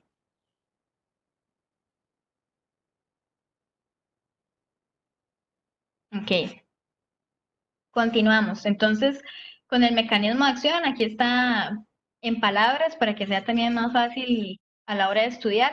Lo que hace es que se une entonces al centro enzimático de la peptidtransferasa, bloqueando la subunidad 50S. Entonces, en general, inhibe la transpeptidación de los aminoácidos y la translocación de todo el complejo para la síntesis proteica. Inhibe la elongación de la cadena y la formación también de los diferentes péptidos. Entonces, en general, vamos a sintetizar proteínas que no van a ser funcionales. Provoca elevación de péptidos no funcionales, que es lo que les acabo de explicar, y también provoca una alteración en la síntesis de proteínas mediada por el ribosoma. Todo esto en conjunto desencadena entonces síntesis de proteínas anormales o en general bloquea la síntesis de estas proteínas. Entonces las bacterias no pueden seguir funcionando de manera correcta y limitamos el crecimiento bacteriano. Recuerden entonces que los bacteriostáticos inhiben el crecimiento bacteriano, pero no vamos a tener en este caso una muerte bacteriana porque al ser una inhibición reversible van a haber periodos de tiempo en donde van a poder sintetizar proteínas. Entonces, más que todo, lo que hacen es limitar el crecimiento bacteriano. Para entonces de las funciones inmunológicas del paciente para terminar de destruir lo que es la infección. Entonces, esa parte es importante. En cuanto a los macrólidos, chicos, ellos tienen otros efectos. Cuando les grabé la clase de procinéticos, les conté uno que era que simulan el efecto de la motilina. Entonces vimos o les expliqué que la eritromicina tenía la capacidad de unirse al receptor de motilina y que en algunos casos de gastroparesia diabética se utilizaba porque entonces me inducía el proceso de motilidad. Entonces, esa es otra de las aplicaciones que tienen los macrólidos que no tienen nada que ver con la parte antibiótica. Entonces, aquí se los puse para recordárselos. Teóricamente todos tienen la capacidad de unirse al receptor de motilina, pero el que lo hace de manera más eficaz es la eritromicina y de hecho es como el único con el que se han hecho estudios. Por eso es que como procinético va a ser el único que va a aparecer en el libro o en el sitio donde ustedes lean el uso de eritromicina. Como procinético se prefiere por esa razón, porque hay más estudios que avalan la seguridad y la eficacia. También el hecho de que ellos se unan al receptor de motilina explica los efectos adversos. Casi que los efectos adversos principales de los macrólidos es a nivel gastrointestinal, entonces van a ser personas que van a tener muchísimo malestar a nivel abdominal, van a tener movimientos rápidos o un peristaltismo incrementado, va a aparecer diarrea y ese es el mecanismo de acción que lo explica. Entonces, eso es importante. Otro efecto que tienen los macrólidos es que se ha visto que tienen capacidad antiinflamatoria. Ahora vamos a verlo en las propiedades cinéticas, pero los macrólidos se acumulan en un porcentaje alto a nivel de lo que son neutrófilos, a nivel de lo que son macrófagos, citoquinas de adición. Entonces, no se entiende bien cuál es el mecanismo de acción, pero se ha visto que tienen la capacidad de modular la parte inflamatoria. Entonces, hay varios estudios que muy probablemente cuando lleven clínica les van a enseñar unos cuantos que se han visto, por ejemplo, en neumonía, en donde el uso de macrólidos en conjunto con otros tratamientos ha tenido también un desenlace mejor en el paciente por esta capacidad de generar efectos antiinflamatorios. Entonces, aquí les puse que algunos estudios muestran beneficio en sinusitis crónica, enfermedades crónicas inflamatorias del pulmón. Entonces, por ejemplo, pacientes con fibrosis quística, pacientes con EPOC, que tengan alguna exacerbación por infección, el uso de macrólidos se ha visto que tiene un mejor desenlace por esa propiedad antiinflamatoria. Como les dije, no se sabe cuál es el mecanismo de acción. Sí se ha visto que tienen la propiedad, se cree que es por la cantidad de acumulación o el volumen de distribución en este tipo de moléculas, pero sí existe entonces cierto grado de propiedad antiinflamatoria. Entonces eso es algo importante que lo tengan en cuenta, que lo conozcan desde ya, por si alguien les habla de las propiedades antiinflamatorias de los macrófagos o por qué son útiles en algunas enfermedades respiratorias. Esa es la razón. Entonces es importante que conozcan estos dos mecanismos. En cuanto a la farmacocinética, es un poco diferente porque la eritromicina, como les comentaba, ella era el primer fármaco que se sintetizó, entonces tiene como las propiedades cinéticas menores en comparación a la claritromicina y la acitromicina. Si lo vemos aquí, vean que tiene una biodisponibilidad incompleta, es aproximadamente un 25%, entonces es muy poquito lo que se absorbe.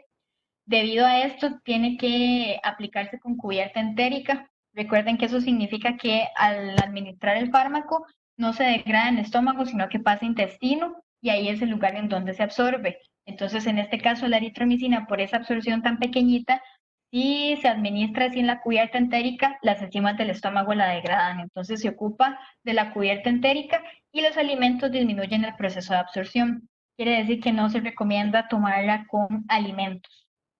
En cuanto al volumen de distribución, no difunde al sistema nervioso central, entonces no va a ser como muy útil si ocupamos concentraciones en líquido cefalorraquídeo, pero en el caso de lo que es los fetos y la leche materna, si tiene un volumen de distribución alto, entonces vean que podemos encontrar concentraciones de hasta un 20% o un 50% en comparación a la concentración plasmática en lo que es leche materna y en lo que es el feto. Entonces, en esa parte sí hay que evaluar si se puede utilizar o no en estado de embarazo o lactancia.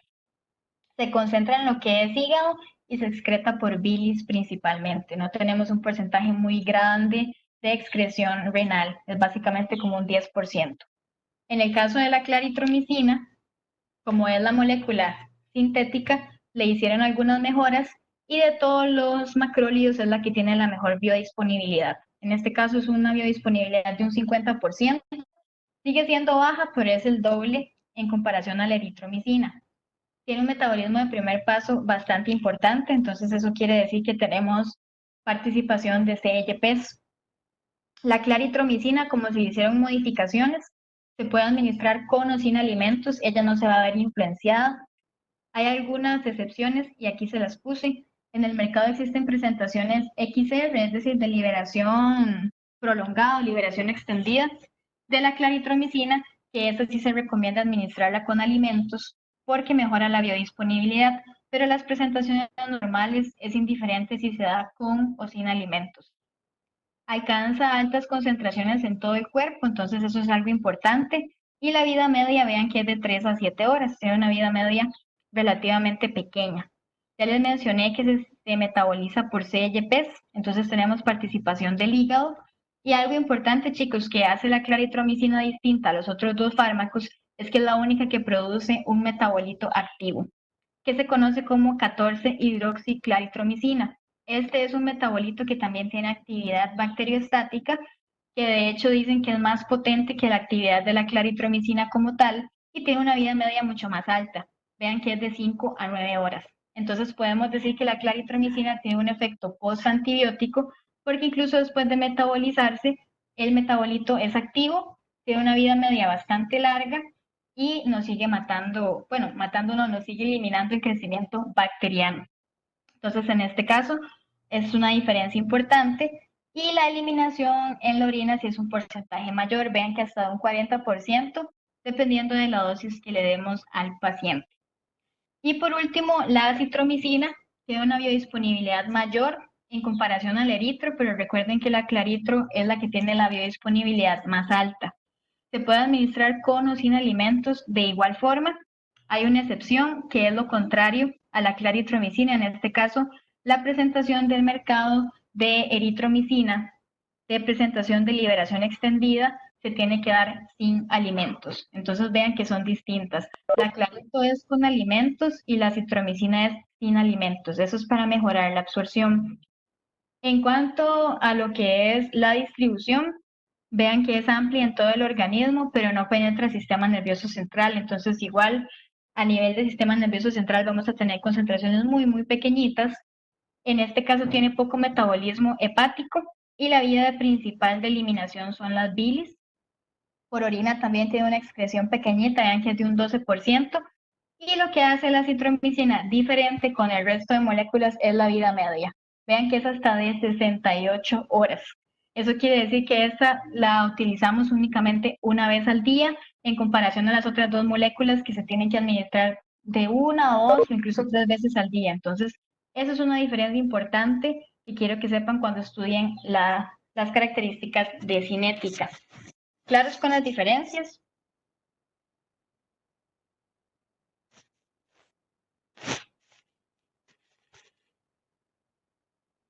Ok, continuamos. En cuanto a lo que es la distribución en tejido, chicos, esta es la parte que les contaba que respalda un poco las propiedades moduladoras de la parte inflamatoria. Vean que se dice que la acitromicina y la claritromicina, que son los que más se utilizan, se ha visto que penetran bien en varios fluidos y tejidos, pero ven que alcanzan concentraciones bastante altas a nivel de lo que son fluidos epiteliales y la parte de los macrófagos alveolares y también algunas moléculas que les mencioné ahora como neutrófilos y también tienen altas concentraciones en lugares donde hay citoquinas de adhesión. Entonces, vean que en la parte de macrófagos alveolares tienen altas concentraciones y eso permite entonces tratar de correlacionar porque tienen efectos antiinflamatorios a nivel pulmonar, que es donde más se ha visto. Entonces, esa parte es importante. Vean que con la citromicina y la claritromicina también hay una diferencia. Se dice que la citro alcanza la mayor concentración a nivel de lo que es el esputo y en pulmón. Vean que puede ser hasta 100 veces mayor la concentración en pulmón que la que hay en plasma, igual en lo que son los macrófagos y los neutrófilos. Entonces, en esquemas de neumonía, por ejemplo, tanto la neumonía de comunidad como en algunos esquemas de manejo intrahospitalario que no sea por un patógeno severo, se tienden a ver los macrólidos en los esquemas de recomendación, porque aparte de ser efectivos para algunos de esos patógenos, tienen entonces el beneficio de la parte antiinflamatoria. Entonces, la distribución en estos lugares permite entonces avalar ese tipo de mecanismos. En cuanto a lo que es el espectro, chicos, tenemos igual que puede ser en aerobios principalmente, entonces tenemos aerobios gram positivos, algunos aerobios gram negativos y otros patógenos un poco menos frecuentes. En aerobios gram positivos sirven para manejo de infecciones por Staph aureus, siempre que sea meticilín susceptible o meticilín sensible. En este caso, sí tenemos un Staphylococcus meticilin resistente, que les dije que ese es la peor bacteria de todas. Los macrólidos no tienen realmente utilidad, es en el que es meticilin sensible. También tienen utilidad para el manejo de infecciones por estafilococos piógenes y también tenemos por Streptococcus pneumoniae. Entonces, este que es muy habitual como patógeno principal para la neumonía, permite entonces que ellos se puedan utilizar para el manejo de esta patología. También en lo que es listeria, son útiles, entonces pueden utilizarse en infecciones por estos patógenos. En el caso de aerobios gram negativos, la streptomicina tiene como cero aplicación en organismos gram negativos porque fue la primera molécula. Cuando sintetizaron acitromicina y claritromicina, cuando les hicieron las modificaciones, permitieron un poco extender el perfil a algunos patógenos gram negativos. Entonces, pueden ser activos frente a Haemophilus influenza, tenemos la Moraxella catarrhalis y también tenemos la Neisseria meningitidis. También pueden ser útiles en algunos casos para Neisseria gonorreae, pero en este caso únicamente la citro y la claritromicina tienen espectro negativo. La eritromicina realmente no tiene mucha aplicación, se deriva más a la parte de aerobios gram positivos. Con respecto a la citromicina y la claritromicina, tienen cierto grado de actividad en estos patógenos de la familia Enterobacter. Ya los hemos visto mucho, E. coli, Klebsiella, está Serratia. En los aerobios gram negativos tenemos también el bacilo de la pseudomonas. Entonces, tienen cierto grado de actividad siempre y cuando el patógeno sea sensible. Por eso es importante las pruebas de sensibilidad y los antibiogramas, porque en algunos casos se han visto algunos de estos patógenos que son resistentes. Entonces, tienen cierto grado de actividad y se los pongo de esa manera porque no serían, por ejemplo, el tratamiento de primera opción frente a estos patógenos, porque la actividad existe pero no es tan potente. Entonces, es importante que lo tengan en cuenta. Básicamente, esta casilla pueden escribirle ahí a la presentación que está más orientada a claritromicina y a citromicina. La eritromicina no tiene mucha aplicación en aerobios gram negativos. En el caso de otras bacterias que son de un poco menos de aparición o no están dentro de estas dos categorías, está la clamidia. Entonces, vamos a ver los que son útiles frente a infecciones de transmisión sexual, en algunos casos por clamidia, en algunos tipos de micoplasmas también son efectivos. Para lo que es la Bordetella pertussis también, y para el Helicobacter pylori es como de los tratamientos de primera línea. Recuerden que esta bacteria se las comenté cuando los antiácidos y les mencioné que ella es muy frecuente verla en pacientes, por ejemplo, que sean fumadores, tiende a ocasionar problemas con las úlceras a nivel estomacal y puede modificar las células e incluso llegar a causar problemas cancerígenos. Entonces, el Helicobacter pylori, más o menos les comenté que se trataba con inhibidores de la bomba de protones, que era la primera línea de tratamiento, y les comentaba que en el mercado existía una presentación a nivel privado que trae los 4 fármacos o los 3 fármacos destinados a tratar el helicobacter. Lo tradicional es tratarla con un inhibidor de la bomba de protones, con subsalicilato de bismuto, y se trata con claritromicina. Entonces, con el Helicobacter pylori se tiende a ver esa presentación que ya incluye en el esquema de tratamiento la claritromicina. Entonces, ella es de los que se usa para el manejo de esta bacteria.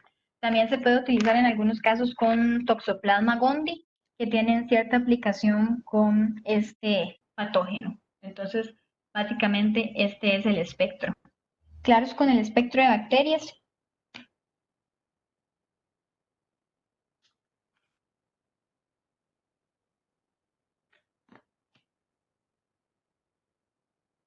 Ok, entonces, en cuanto a los mecanismos de resistencia, chicos, van a ser muy parecidos a los que hemos venido hablando, al menos la base de los mecanismos es la misma. Vean que ya sea por modificación de la diana, por inactivación de la droga, pues esto es porque producen entonces enzimas que inactivan la droga, aumentan la cantidad de bombas de flujo o la expresión de bombas de flujo y también generan problemas de permeabilidad. Todo esto en conjunto evita entonces que el antibiótico ejerza sus efectos en la bacteria. De todos estos, el mecanismo principal que se ha elucidado en los patógenos cuando se utilizan macrólidos es la modificación de la diana, es decir, modifican la subunidad 50S. El tipo más común de resistencia es este de aquí, que las siglas en inglés son MLS y está relacionado a todos los diferentes grupos de antibióticos a los cuales esa resistencia se puede presentar. Entonces están los macrólidos, las lincosamidas y las estreptograminas. Y aquí estas no las tenemos disponibles, entonces es más que todos los macrólidos y las lincosamidas. Entonces, ¿cuál es ese tipo de resistencia? Está mediada por los famosos plásmidos, entonces lo que hacen es compartirse la información genética y hacen que las bacterias codifiquen una metilasa que modifica el ARN ribosomal. Entonces, lo que hacen es sintetizar subunidades 50S que son distintas. Entonces, el antibiótico pierde afinidad y no se puede unir. Ese mecanismo puede ser constitutivo o puede ser inducible. ¿Qué quiero decir con eso? Hay bacterias que ya como tal lo traen heredado por los plásmidos. Eso quiere decir que se compartieron información entre ellas y ya es un patógeno sensible por nacimiento. Entonces, eso es lo que quiere decir la palabra constitutivo. Siempre está presente y fue heredado. También puede aparecer este tipo de resistencia por un mecanismo inducible. ¿Qué quiere decir eso? Que son patógenos que no tienen mecanismos de resistencia desarrollados, pero cuando entran en contacto por largos periodos de tiempo con el macrólido, lo desarrollan. Entonces eso quiere decir la palabra inducible, por contacto con el antibiótico o incluso por el contacto con algunas moléculas similares a los macrólidos que puedan desencadenar en las bacterias la capacidad de desarrollar esas metilasas. Entonces, estos son los mecanismos principales, pero este es el específico para macrólidos y el mecanismo que se ha visto en una mayor cantidad de patógenos. Entonces, esa es la diferencia que quiero que hagan y por eso se los expliqué a mayor profundidad. Sin embargo, cualquiera de los otros tres puede estar presente en las bacterias. ¿Claros con este mecanismo? Es muy parecido a los que hemos visto, únicamente lo que cambia es que en este caso lo que desarrollan es una metilasa y eso modifica la subunidad, pero el mecanismo como tal es que modifican el blanco farmacológico. Entonces, ¿sí entendieron esta parte? Ok. Seguimos entonces, chicos, con respecto a los usos de los macrólidos, igual vimos que tienen un espectro amplio de actividad. Les mencioné que en neumonía, entonces va a ser muy útil la aplicación de los macrólidos, especialmente la neumonía adquirida de comunidad, que esas son las siglas en inglés. Eh, en los perfiles o en las guías, cuando ustedes vean el manejo de neumonía, entonces se la clasifica por adquirida de comunidad y también está el manejo intrahospitalario. A nivel de la neumonía de comunidad, que son pacientes ambulatorios, es decir, los podemos mandar a la casa con el tratamiento, suele verse mucho la utilización de acitromicina, por ejemplo, que es la que vimos que tiene el mejor perfil de distribución en pulmón. En el caso de pacientes a nivel intrahospitalario, los macrólidos se pueden utilizar como tratamiento empírico, digamos, en conjunto con un betalactámico. Eso es lo que ustedes van a ver en las guías, porque entonces permite igual la destrucción de la pared de la bacteria y permite una mejor penetración del macrólido al interior del organismo. ¿Qué pasa? Que cuando ustedes lleguen a clínica probablemente se los vayan a explicar. Aquí en Costa Rica tenemos un porcentaje de resistencia a los macrólidos bastante elevado. Creo que es mayor al 25%. Si no me equivoco, he estado rondando el porcentaje de 30%. Entonces, a pesar de que las guías recomiendan en algunos casos de primera entrada utilizar macrólidos para el manejo de neumonía, es tan alto el porcentaje de resistencia que básicamente esa aplicación no la podemos hacer aquí en el país. Entonces, dependiendo de cómo estén variando los porcentajes de resistencia local con los estudios de epidemiología, permite saber en qué ocasiones podemos utilizarlos y en cuáles no, porque las guías son internacionales, entonces siempre cuando se lean una guía o algún artículo, van a ver que va a decir, dependiendo del porcentaje de resistencia local, esa aplicación se puede usar. Entonces, en el caso de manejo intrahospitalario, sí se complica un poco más manejar a los pacientes por el porcentaje alto de resistencia. Sin embargo, mientras no tengamos patógenos susceptibles por vía ambulatoria o para el manejo de la neumonía adquirida de comunidad en pacientes ambulatorios, se puede utilizar en algunos casos la acitromicina, que es de la más común, si no se maneja con un betalactámico o con alguna fluoroquinolona en los casos necesarios. Pero me importa que sepan eso porque el porcentaje de resistencia sí está un poco alto y limita el uso de nosotros aquí en el país para la utilización de macrólidos en neumonía. Se pueden utilizar también para otro tipo de padecimientos como bronquitis crónica, faringitis por estreptococos, que eso es lo que quiere decir esta palabrita, para otitis media y para sinusitis bacteriana. En este caso se utilizan como una alternativa a los beta-lactámicos en pacientes alérgicos. Por eso les puse aquí la palabra alternativa para que lo apunten y lo tengan en cuenta. No son tratamientos de primera línea, sería más que todo pacientes alérgicos a los beta-lactámicos. Tienen utilidad también en lo que es tosferina y difteria. Quiere decir entonces que los organismos que desencadenan esos dos padecimientos son susceptibles a los macrólidos. Por otro lado, ya vimos que entonces se utilizan para el tratamiento del Helicobacter pylori. Lo común es ver claritromicina y se da también en conjunto con amoxis. Esos son como los dos antibióticos que se usan para manejar la Helicobacter pylori. Entonces las tabletas vienen con amoxicilina y vienen con claritromicina. Se pueden utilizar también para lo que son uretritis no gonocóxica y para lo que es la cervicitis, especialmente la que es producida por clamidia.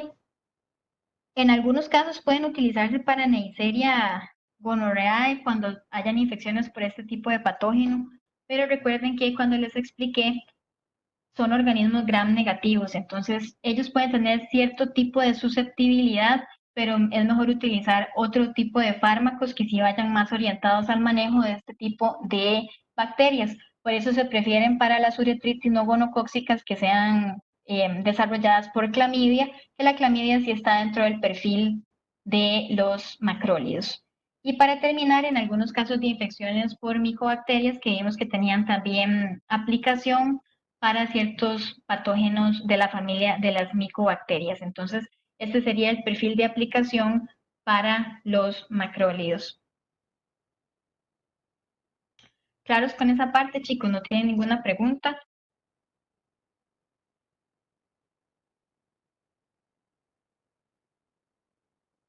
Ok, para irnos a la parte de los efectos adversos, como se los mencioné al inicio de la presentación, por la parte de que se unen al receptor de motilina, tienden entonces a aumentar el peristaltismo y eso nos genera los problemas gastrointestinales. Entonces, ese es como el efecto adverso principal de esta familia. Aquí está dolor abdominal, náuseas, vómitos, diarreas, en algunos casos también lo que es epigastria. Entonces, es más que todo problemas a nivel gastrointestinal. Aquí les puse igual que en las otras diapositivas cuál es el antibiótico que más lo produce de la familia. Ya les expliqué que entonces el que tiene más afinidad es la eritromicina, pero cualquiera de todos puede en este caso producirnos problemas gastrointestinales. En este caso la eritromicina sería la más potente para desencadenarlos. En cuanto a las reacciones alérgicas, pueden presentarse como erupción cutánea, fiebre, en algunos casos puede haber eosinofilia, pero tienden a desaparecer después del tratamiento. Se ha visto también fenómenos de hepatotoxicidad, especialmente con eritromicina, ella es la que más lo produce. Recuerden que por metabolismo la principal vía de eliminación era por bilis, entonces tenemos una concentración importante en hígado, por eso es que se han visto fenómenos de hepatotoxicidad. Se puede presentar inicialmente como náuseas y vómitos y a medida que va progresando ya el paciente puede tener ictericia, fiebre y fenómenos de eosinofilia. Entonces, igual no es una hepatotoxicidad irreversible. En el momento en el que se diagnostica, se quita el macrólido y el paciente vuelve a la normalidad tiempo después de suspender el tratamiento. Uno de los efectos adversos más severos que sí están relacionados a los macrólidos y es igual al efecto adverso de las quinolonas es que vean que prolonga el intervalo QT. Siempre que veamos eso, entonces tenemos un mayor riesgo de arritmias. ¿Cuál es el problema con esto? Un mayor riesgo de muerte cardiovascular en pacientes que tengan enfermedades o sean propensos. Entonces hay que tener precaución en pacientes con antecedentes de arritmias y pacientes que estén consumiendo fármacos que prolonguen el intervalo QT, sean antiarrítmicos, sea una terapia dual con fluoroquinolonas o cualquier otra sustancia que prolongue el intervalo QT, hay que tener extrema precaución. Igual les puse cuál es la molécula que más lo produce. Entonces, en este caso, nuevamente la eritromicina, seguida de la claritromicina y por último la acitromicina. Para facilitarles un poco el estudio en esta parte, chicos, si ustedes analizan la diapositiva, prácticamente la eritromicina es la que tiene el mayor perfil de efectos adversos. Para estudiar y que sea más fácil, recuerden que ella fue el primer antibiótico sintetizado, entonces los otros dos vinieron muchos años después, se les hicieron modificaciones que van orientadas a mejorar el espectro y mejorar el perfil de efectos adversos. Entonces, para recordar cuál es el macrólido más feo a la hora de producir efectos adversos, es entonces la molécula que se sintetizó por primera vez. Entonces sería la eritromicina y de ahí las otras que son las más nuevas, son las que son un poquito más nobles a la hora de los efectos adversos. ¿Claros con eso? Eso sería el grupo de macrólidos. ¿Ok?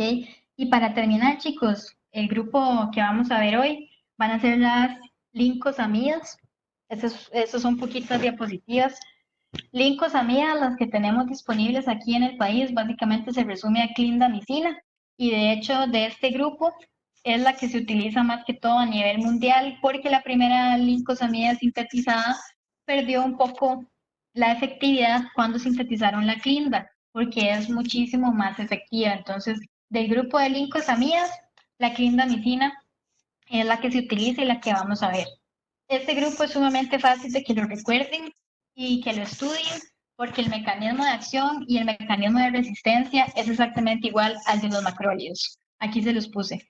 Se une a los mismos sitios ribosomales que los macrólidos, entonces a la subunidad 50S. Efecto principal es una peptidiltransferasa, entonces igual nos va a inhibir la síntesis proteica. ¿Cuál es la precaución que hay que tener con esto? Que no deberíamos utilizar nunca una clindamicina con un macrólido, porque tienen el mismo mecanismo de acción. Entonces, uno va a bloquear la capacidad del otro y vamos a tener interferencia. Entonces, no hay mayor utilidad en administrarlos de forma conjunta, porque comparten el mismo mecanismo de acción. Si han analizado un poco lo que les he explicado, se tienden a combinar antibióticos con mecanismos de acción distintos, ya sea inhibición de la pared bacteriana con uno que inhiba la síntesis proteica, pero nunca se dan dos con el mismo mecanismo de acción porque no tiene utilidad, más bien potenciamos efectos adversos. Entonces recuerden esto, es exactamente igual a un macrólido, pero hay que tener precaución de no administrarlos de forma conjunta. Vean que el mecanismo de resistencia es igual al que les expliqué, son las macrolidolicosamidas metilasas. Entonces, cuando lo estudien, se aprenden el mecanismo de resistencia para macrólidos y el mismo aplica para las lincosamidas. Entonces, en la parte del mecanismo de acción y resistencia es un resumen de macrólidos. Lo que sí cambia con la clindamicina es la parte de el perfil de espectro. Si vimos, los macrólidos tienen cierto grado de actividad con los organismos gram negativos.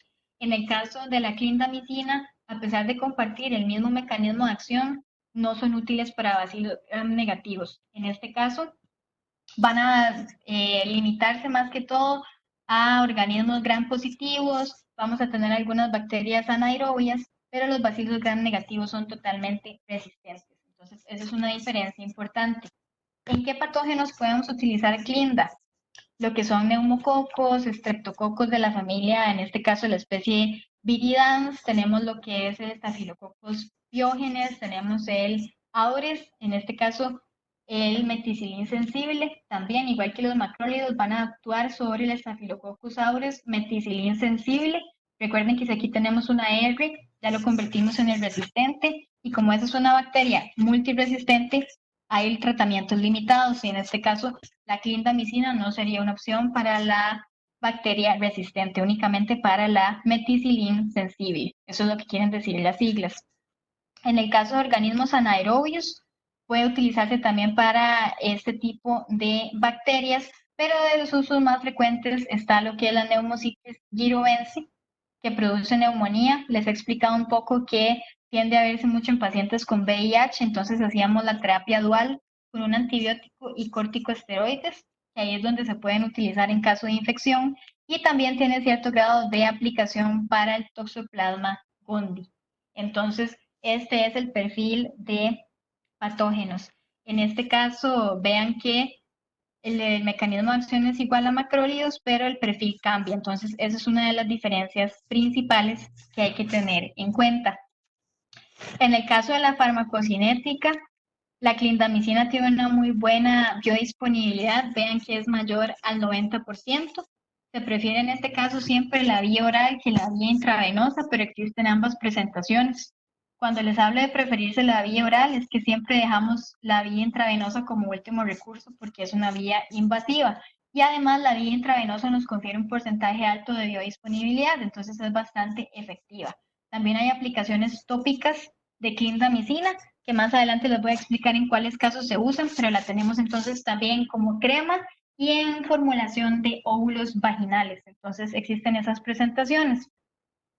En cuanto a la distribución en tejidos, tienen buena penetración a la mayoría de tejidos, excepto sistema nervioso central. Entonces, en este caso, igual nos va a dificultar su utilidad para patógenos que estén concentrados en el sistema nervioso central o en líquido cefalorraquídeo. Incluso ustedes van a leer algunos artículos que dicen que cuando las meninges están inflamadas, permiten un mayor paso de sustancias por el proceso de inflamación. Pero incluso con la clindamicina, a pesar de que las meninges estén inflamadas, no pasa, no atraviesa barrera hematoencefálica. Entonces, cuesta mucho que alcancemos concentraciones altas en sistema nervioso central. Lo que sí se ha visto es que alcanza niveles altos en hueso. Entonces, dentro de las aplicaciones está la osteomielitis, ahora lo vamos a ver.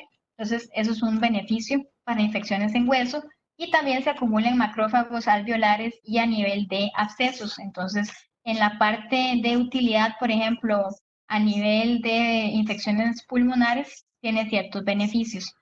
En cuanto a la vida media, vean que es una vida media pequeñísima, es de 3 horas.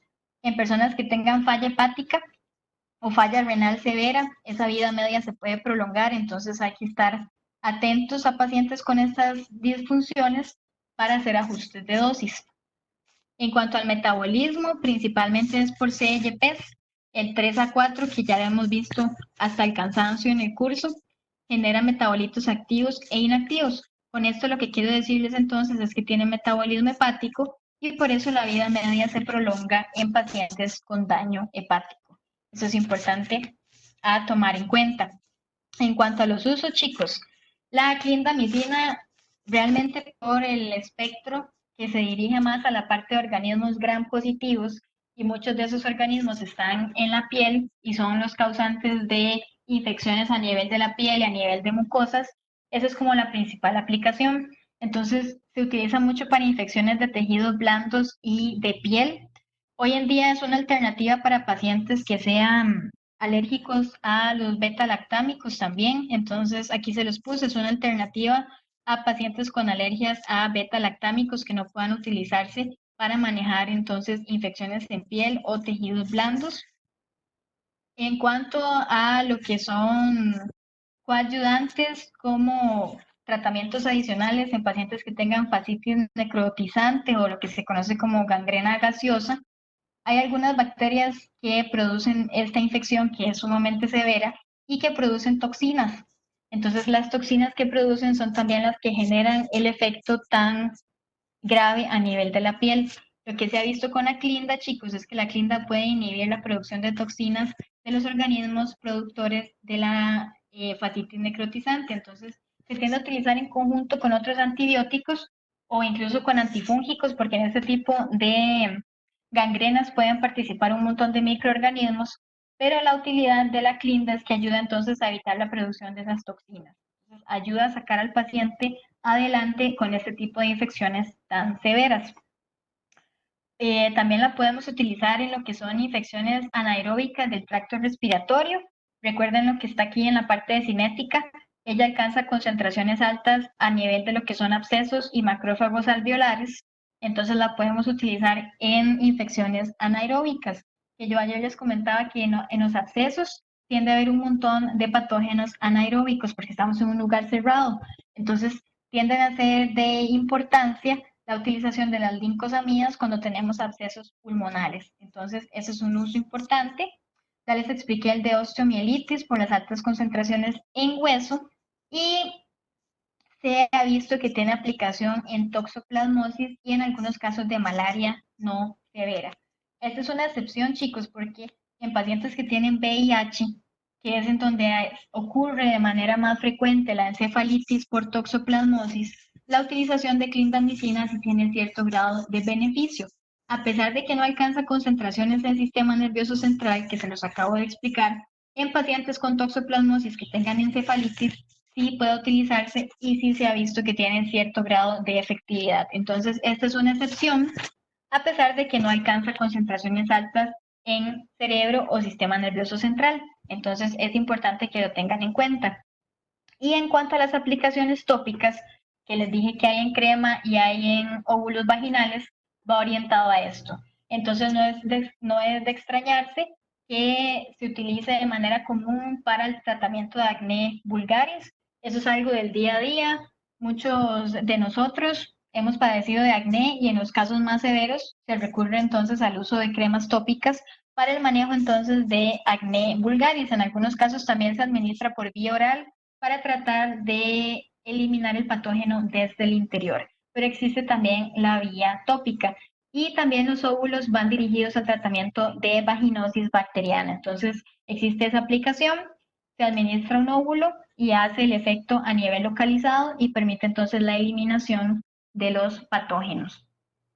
En cuanto a los efectos adversos, chicos, el más común es diarrea. Vean que aparece en un 20% de los pacientes, especialmente con la aplicación por vía oral, y la complicación más grave de esta diarrea es el riesgo de colitis por Clostridium. Ayer lo vimos con las fluoroquinolonas y les expliqué que parte del problema con estos es que me eliminan ciertos patógenos de la flora intestinal que son buenos y lo que ocasionan es que pueda entonces propagarse el Clostridium y entonces aparecer estados de colitis. Entonces, eso es algo importante con la clindamicina, puede aumentarnos la aparición de Clostridium. Se ha visto erupciones cutáneas, pero vean que en la mayoría de casos que se los he explicado, los más afectados son los pacientes por VIH. Puede que sea parte del problema en el sistema inmune y empieza a ocasionarles entonces problemas a nivel de la piel y eso incrementa los factores tóxicos a nivel dermatológico de muchos fármacos. Entonces, ellos son como los más afectados. Y dentro de otros efectos adversos que se han visto, es aumento de las transaminasas, leucopenia, trombocitopenia y vean que tienen la capacidad de generar bloqueo neuromuscular, parecido a los aminoglucósidos. Entonces hay que tener un poco de cuidado en pacientes que se sometan a procesos que conlleven anestesia o que estén utilizando algún bloqueador neuromuscular por alguna razón. Entonces, eso es algo importante a tener en cuenta. Eso sería entonces las lincosamidas, chicos. Y eso sería la clase de hoy. Vamos a ver, hay una pregunta. Bueno, antes de responder la pregunta, ¿quieren decirme si tienen alguna duda o si entendieron todo con respecto a la clase de hoy? ¿Estamos todos bien?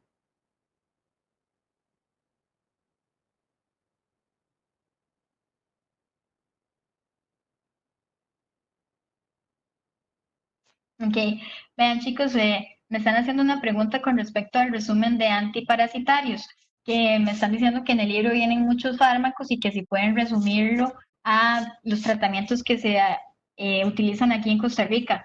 Claramente pueden hacerlo de esa manera, yo no tengo ningún problema. De hecho, para simplificar ese trabajo, básense en los tratamientos que tenemos aquí disponibles en el país.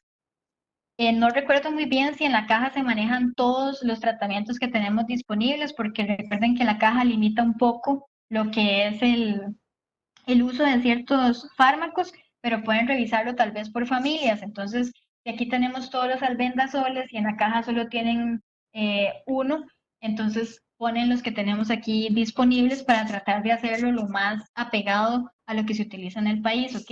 Igual no tenemos una amplia gama de tratamientos antiparasitarios, pero entonces apéguense a lo que hay en Costa Rica, pueden utilizar la LOM para guiarse y en caso de que en Alom no hayan algunos que a nivel privado sí hay, entonces pueden buscarlo por grupo terapéutico.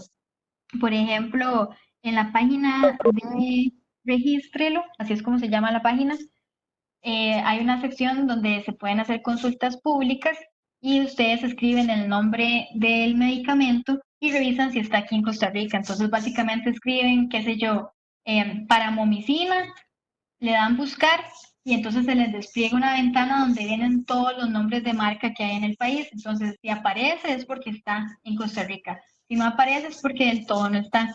Entonces, me imagino que la mayoría de antiparasitarios, que son como los más conocidos, que los albendazoles, que los de tipo antibiótico, los que se utilizan para el manejo de protozoos, como metronidazol, ya vimos algunos como la espiramicina, ayer les comenté la pirimetamina, todos esos que son como de tipo antibiótico que hemos visto, es más fácil elucidar si están aquí. Los que tengan nombres rarísimos, si ustedes tengan la duda, pueden utilizar esa página para buscarlos. Entonces, en este caso, con toda la libertad, pueden basarse únicamente en lo que hay aquí en el país. Claros con eso, si no tienen alguna otra duda, chicos, ya entonces son libres de irse.